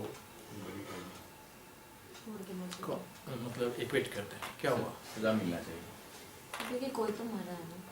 नहीं, मरा से मतलब नहीं है, मतलब और तुम शमशान Corruption क्या of करने गए थे corruption 12 not बजे रात amounting में? to murder. 12 बजे रात में क्या करने के? देखिए ये अलग ड्यूटी है कि वो कुछ नहीं है। उस सिचुएशन में उस पर्टिकुलर पोजीशन में खुद को रखे देखिए क्या आपके हाथ से ऑफेंस होता है या नहीं होता? होगा सर। हाँ? fear के कारण Superstition मतलब हाँ, डिल्यूशन विश्वास जिसकी करना- बात कर रहे हैं ना, डिल्यूशन पे भी केसेस है। चिरंगी लाल का एक केस है, हम आपको उसी कंसर्न की चीजों बता रहे हैं। विश्वास करना भी तो नहीं, ये आप किसी को आप उसके ज्ञान स्तर को बढ़ाने के लिए लॉ नहीं बनाए हैं। पर्टिकुलर घटना घट गई, अब उसको शिक्षा देने से कोई फायदा नहीं है। आप एक बात बताइए, एक चिरंगी लाल का केस है, डिल्यूशन का केस है। उसको लगता है कि मेरा बेटा बाघ है, बाघ, टाइगर, और बहुत खतरनाक है, समाज के लिए घातक है, वो उसको मार डालता है। बीमार है। बीमार है सर।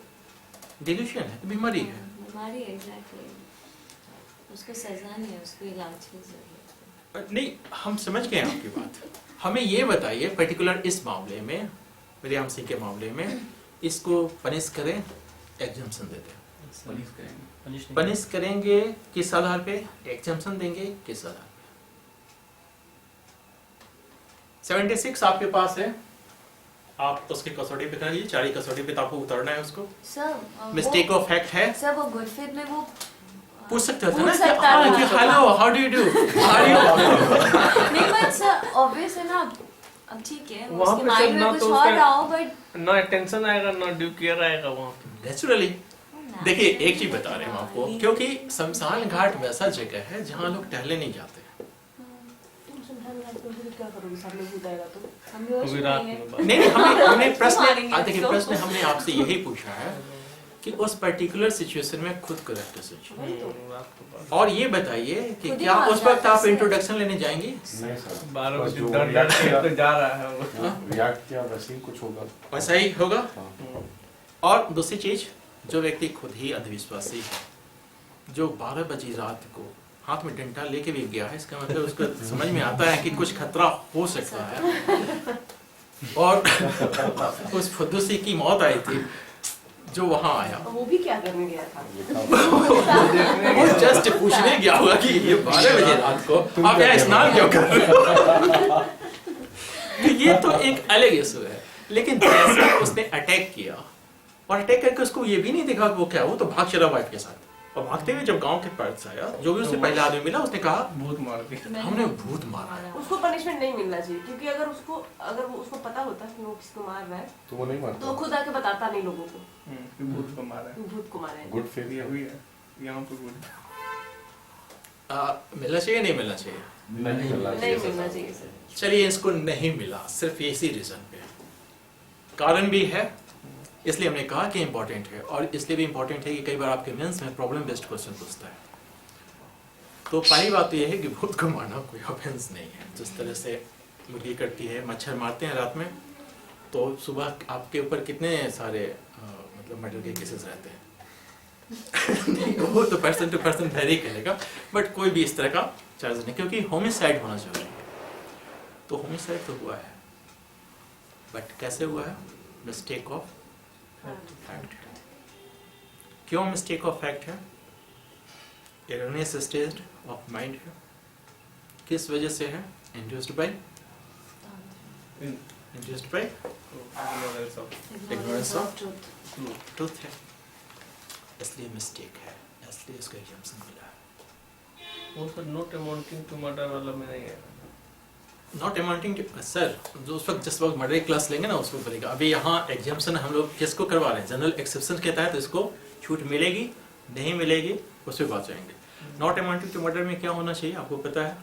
3 प्रोविजंस हैं, 5 एक्सेप्शंस हैं, उसमें आएगा तब ना। ग्रेव एंड सडन प्रोवोकेशन में मारा, उसे भूत ने उसको गुस्सा दिलाया था कि तू क्यों अपनी बीवी को नहला रहा है, हम नहलाएंगे। नहीं मतलब हुआ क्या कि अचानक से तेज गुस्सा आया। गलती तो उसका भी नहीं जो मर गया, उसको पूछना चाहिए दूर से। अच्छा भाई, अब गया वहीं पे का एक नहीं वो तो देखने आओगे ना क्या हो क्या रहा है। यहाँ तो लोग दफन करने आते हैं, या हो सकता है लाश जलाने डराने आते भी हैं, ये पानी डाल रहा है इसके ऊपर। हो सकता है ये भी जानकारी होगी, कहीं ये किरासन तेल तो ना डाल रहा हो और माचिस न मार दे थोड़ी देर में, वो तो बेचारा हो सकता है कि चला गया। तो वो तो बताने के लिए रहा नहीं जीवित कि हम किस वजह से यहाँ आए थे। वो तो या फिर हो सकता है कि वो तांत्रिक काहे को भेजा वो आदमी हो कि जरा देखो तो क्या है सब कीजिए। तो खैर वो इशू नहीं है। चिरंगी वाले मामले में जो अपने बेटा को ही समझता है कि टाइगर है, तो उसमें तो उसको मिलना तो होगा मेंटल ना। इशू है उसको। उसको मेंटल इशू है। हाँ नहीं मेंटल डिल्यूशन तो है ही। तो डिल्यूशन वाले में क्या करें हम, इसको एग्जाम्पशन दे दें, नहीं नहीं सर, उसको नहीं मिलना चाहिए। हम्म? नहीं उसको मार डालें, नहीं, क्या करें? उसका इलाज करो। अरे तो कोर्ट इलाज करा दीजिए। अरे बेटे का नहीं इलाज तो उसको करो, छोड़ मार देना दो उसको ना। भी उस कंडीशन में। हम्म? अगर ऐसा रहे तो उसको भी कुछ छोड़ ही देना। देखिए, नहीं, तो क्यों डिल्यूशन तो इसको है ना, Father. बाप को ना है डिल्यूशन। तुम्हारा कौन? बाप ही मारा। फिर छोड़ो? मारा। बाप मारा ना। बेचारा बेटा तो टाइगर रहता तो कोई बात ही नहीं थी, तो कहता टाइगर जिंदा है। तो ऐसी बातें होती। ये देखिए एक ये भी है एक्सटर्नल इवेंट्स। इसमें हुआ क्या कि ये एक नौकर ने अपने फ्रेंड को बुलाया, किसने? एक सर्वेंट ने अपने फ्रेंड अपने फ्रेंड को बुलाया बिना मालिक की जानकारी के। मालिक को कुछ आवाज आई अननेचुरल, क्योंकि नौकर तो रहता था तो शांत रहता था, फ्रेंड आया था तो उसे पता नहीं चला कि कौन व्यक्ति है क्या है। तो अंधेरे में वो सब आपस में बात कर रहा था, तो झड़ियों के बीच वो तलवार लेके उसको लगा कि कोई चोर किसका है, बर्गलर है, और उसने अपनी तलवार घुमाई और इसमें इसकी कौन? हो गई? दोस्त? नौकर? नौकर उसका दोस्त। इसकी मृत्यु हो गई। इस मामले में क्या करें? सर ड्यू केयर अटेंशन है, नहीं सर, एब्सेंट है गुड फेथ इसमें। गुड फेथ एब्सेंट है। Yes sir. अच्छा, मिस्टेक ऑफ फैक्ट है, मिस्टेक ऑफ लॉ उससे मतलब नहीं है। ड्यू केयर अटेंशन होना चाहिए था ऐसे सीन में। हो सकता होना था, चाहिए था। और पूछना चाहिए था कौन उसके होता घर है। में नौकर तो था, नौकर को बुलाता या आवाज देता? पूछता वो, इंक्वायरी करता। क्योंकि जितने दिनों से वह रह रहा था वहाँ शांति का माहौल देखता था, तो ये भी तो हो सकता है कि जब आवाज़ सुनी तो ये लगा कि नौकर को पहले किसी ने लड़का दिया। देखिए आदमी की सोच क्या क्या उसकी सोच है। अंधेरा है, कुछ आवाज़ें आ रही हैं, इससे पहले तो आवाज़ आती नहीं थी। अगर रामू होता, मतलब अक्सर नौकर का नाम रामू ही होता, तो रामू होता तो वो लाइट जला के कुछ करता। रामू है नहीं, किसकी आवाज़, और जिस ये आवाज़ की वजह से वो उसकी तरफ बढ़ रहा था तो इतना अलर्ट था कि कुछ खतरा है, तभी हाथ में तलवार भी लिए हुए थे। और जैसे ही उसने कुछ भी सरसराहट की आवाज़ सुनी, उसने अपने डिफेंस में तलवार घुमा दिया, और तलवार घुमाया, लग गया उसके दोस्त को, उसकी मौत हो गई। क्या करें? इसको एक्सेप्ट कर दें कि पनिश करें?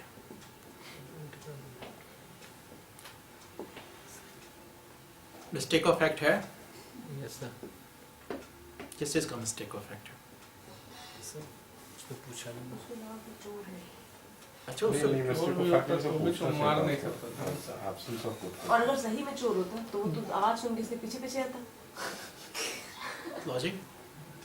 अच्छा मान लीजिए उसको कैसे पता कि अकेला आदमी ही है? हाँ, मान लीजिए ग्रुप पे हम तलवार लिए हुए हैं, तो उसको तो ये भी डर है ना चार कि- लोगों को तलवारें तो छीन लेगा। आएंगे और पे अटैक करेंगे।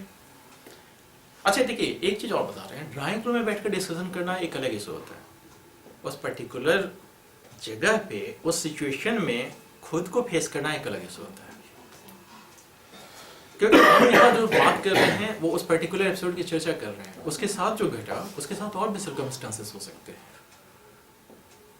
हो सकता है उससे पहले उसके यहाँ चोर भी आया हो कभी, ये भी तो हो सकता है, तभी तो वो तलवार लेके निकलता है। वैसा इंसिडेंट हो चुका हो। कभी ऐसा इंसिडेंस भी हो चुका हो, तो वो तो सब वैसे फैक्ट भी नहीं किसी है, का लेकिन घर हम में हो शाम सकने पे बात पे नहीं जाएंगे, हमने अभी कहा। लेकिन उसने तलवार घुमाई और उसने उसके व्यक्ति की मृत्यु हो गई। इंटेंशन था मारने का? नहीं, इंटेंशन इंटेंशन नहीं था। डिफेंस के लिए उसने किया था। उसने तो डिफेंस के तहत अपना काम किया। तो मेंस लिया के दो इंग्रेडिएंट, एविल इंटेंट है उसका, नहीं, तो मेंसिया नहीं है, तो वैसे स्थिति में क्या करे उसको? छोड़ देना चाहिए। क्योंकि मेंसिया आगे नहीं होगी।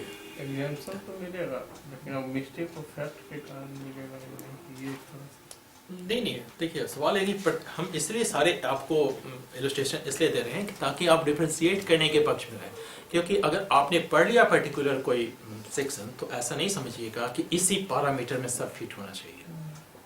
आप देख रहे हैं कि हमने क्वेन ब्राउन टॉल्सन में ऑफेंस सेम है, लेकिन हमने उसको छोड़ दिया। स्टॉक्स वाले में ऑफेंस सेम है, हमने उसको पनिश किया।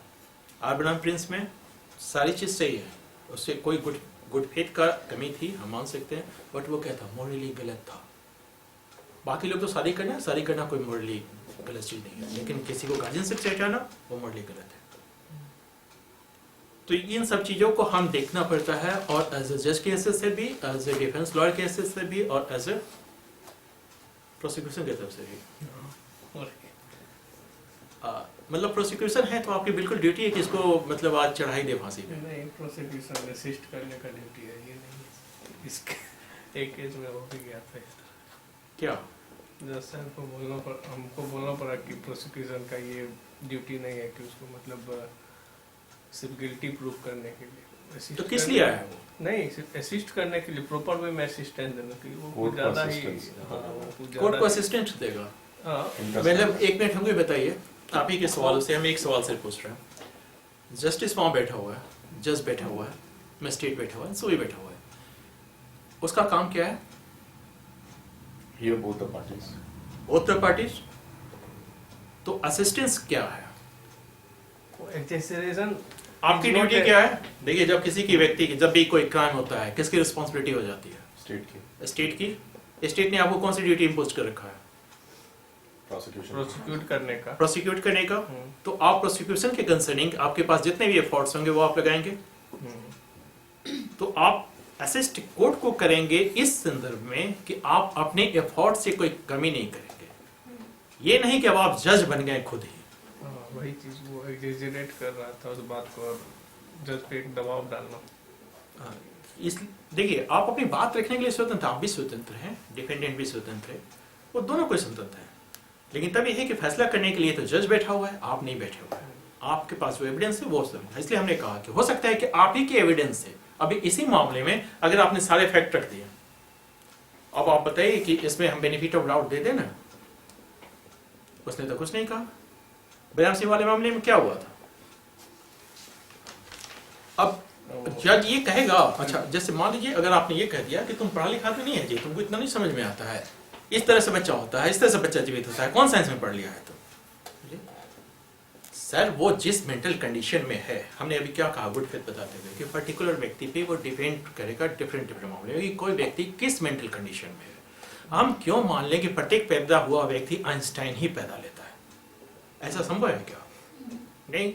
एक हम जनरल प्रूडेंट मैन की बात करते हैं और उसके कंसर्निंग हम अपने जजमेंट को देखते हैं। और प्रूडेंट मैन का भी मतलब क्या है? ये भी तो हो सकता है कि अभी देखिए हमने जितने भी केसेस बताए वहाँ थोड़ी थोड़ी चीज गड़बड़ी है और जिसकी वजह से जजमेंट में वेरिएशन है। तो हमें इन सभी बातों का ख्याल रखना होता है। हमें सेंसिटिव नहीं होना है, हमें फैक्ट को रखना है। क्योंकि देखिए जब आपकी ड्यूटी मिली है तो आपको उसके लिए पे किया जाता है। अगर आप साधु बनना चाहते हैं आप ये फील्ड छोड़ दीजिए, आप बाबा बागेश्वर की तरह प्रवचन दीजिए, आप लोगों को उसका मतलब मन की बात पढ़ पढ़ के बताइए। भूत भगाइए, हाँ? भूत भी भगाइए। अब भूत भी भगाइए। तो ये ड्यूटी आपकी नहीं है, समझ गए? अब यहां तक तो बात आ गई। 10 मिनट हो, हमें ये बात बताइए कि ये सारी चीज अभी खत्म नहीं हुआ है। हमें एक पॉइंट पे सिर्फ इतना बताइए, उसके बाद हम लोग क्लास को कंटिन्यू करेंगे नेक्स्ट क्लास में। मिस्टेक ऑफ फैक्ट को तो हमने समझ लिया कि ठीक है, और हमने ये भी देखा कि मिस्टेक ऑफ फैक्ट एग्जीक्यूबल है, मतलब क्षम्य है। मिस्टेक ऑफ लॉ क्षम्य नहीं है। अभी आप यहाँ बैठे हैं, अभी अभी लेजिस्लेचर को नियम बनाता है और आपको कहते हैं कि हमें इस नियम के बारे में जानकारी नहीं है, और आपसे जो भी एक्ट होता है उस नियम के तहत ये ऑफेंस डिक्लेयर कर दिया जाता है। आपका मेंस रिया था, नहीं मैंने सर आप जानबूझ के वो लॉ तोड़ना चाहते थे जिसकी आपको जानकारी भी नहीं है। तो मिस्टेक ऑफ लॉ को एक्सक्यूजेबल क्यों नहीं बनाया गया? फिर तो सब लोग लॉ तोड़ के बोलेंगे उनको जानकारी ही नहीं था। Ignorance of law is not. जरूर कहेंगे, लेकिन आपका जो बेसिक प्रिंसिपल है किसी को गिल्ट और उसके कंसर्निंग कन्विक्ट करने का, कि एक दूषित कार्य ही सिर्फ अपराध के लिए रिस्पॉन्सिबल नहीं है, दूषित मन का भी यानी मंसरिया का भी होना जरूरी है, तो वो कहाँ से जस्टिफाई हो रहा है? जिस लॉ के बारे में आपको जानकारी भी नहीं है और वो लॉ आपसे अनायास टूट गया कि आपको जानकारी नहीं कि इस तरह का कोई लॉ है। क्योंकि हम कब लॉ ब्रेक करते हैं या कौन सा एक्ट पनिशेबल होता है? जो प्रोहिबिटेड बाय लॉ है। हमें पता ही नहीं है कि कौन सा एक्ट प्रोहिबिटेड बाय लॉ है। अभी आपने जस्ट लेजिस्लेचर ने पास किया और हम उसकी गिरफ्त में आ गए। आप देखिएगा कि शादी की आयु के कंसर्निंग जितने भी चीजें थी वो वेरी करते रहती है, कभी 18 कभी 16, ये बड़े करते रही। इस बीच कोई चाइल्ड मैरिज एक्ट हो रहा है, वो क्या सचमुच जानबूझ के कि हमको सरकार को दिखाना है हम बाल विवाह करेंगे, ऐसा करता है क्या? तो ये सारी चीजें जब हो रही हैं तो मिस्टेक ऑफ लॉ को आपसे इंटरव्यू में पूछे जाते हैं ये प्रश्न कि मिस्टेक ऑफ लॉ को एक्सक्यूजेबल क्यों नहीं बनाया गया? क्या कारण? देखिए, सबसे पहला कारण तो ये है जैसा कि इन्होंने बताया कि जैसे हम मिस्टेक ऑफ लॉ को एक्सक्यूजेबल बनाए सभी डिफेंसिव ले रहे हैं कि हमें तो लॉ की जानकारी नहीं थी, हमें तो लॉ की जानकारी ही नहीं थी। दूसरी चीज, जब लॉ बनाई जाती है तो गवर्नमेंट के पीछे उसके पीछे ये ड्यूटी नहीं रहती है कि वो प्रत्येक जगह प्रचार प्रसार करवाए, लाउड स्पीकर पे, टीवी पे, सब जगह। आपके पास संचार माध्यम है, आप उसको करते, ये पॉसिबल प्रैक्टिकली भी नहीं है। और सिर्फ इसके कंसर्निंग नहीं, विदेशी भी अगर कोई आ जाता है, जबकि विदेशी को इंडियन लॉ से कोई लेना देना नहीं, देन वो भी उसके तहत पनिशेबल हो जाएगा। अगर हम इसको एक्सक्यूजेबल बना दें तो एक तरह से कहीं ना कहीं हम इग्नोरेंस को बढ़ावा दे रहे हैं। तब तो कोई जानकारी रखना ही नहीं चाहेगा। क्यों? हाँ, डेटेंट थ्योरी क्या है कि हमें पनिशमेंट का डर रहता है, इस वजह से हम वो काम नहीं करते हैं। और दूसरी चीज जो सबसे इंपॉर्टेंट फैक्टर है, आपको अपने स्टेटमेंट में जरूर करना चाहिए कि लॉ चाहे जो भी बनाया गया हो, इतना तो तय है कि जब आपका कॉन्शियस अलाउ नहीं करता है कि कोई काम गलत है तो निश्चित रूप से वो गलत है। आप देख लीजिए, लॉ कुछ नहीं है, कॉमन सेंस है। आप जानते हैं कि किसी को मारने से उसको इसकी मतलब उसको चोट लगती है, तो ऐसा आप लॉ ना भी बनाइए तो हमारी ड्यूटी क्या बनती है कि हम किसी को हर्ट ना मारे। तो कल अगर हम किसी को पीट देते हैं और कल तक ये ऑफेंस नहीं था, आज आपने बना दिया, तो आपने जस्ट उस कॉमन सेंस को एक पे एक मुहर लगाई है, इसलिए उसको हम एक्सक्यूजेबल नहीं बनाए। इतना क्लियर है? चलिए बाकी चीजें हम लोग नेक्स्ट क्लास में डिस्कस करेंगे।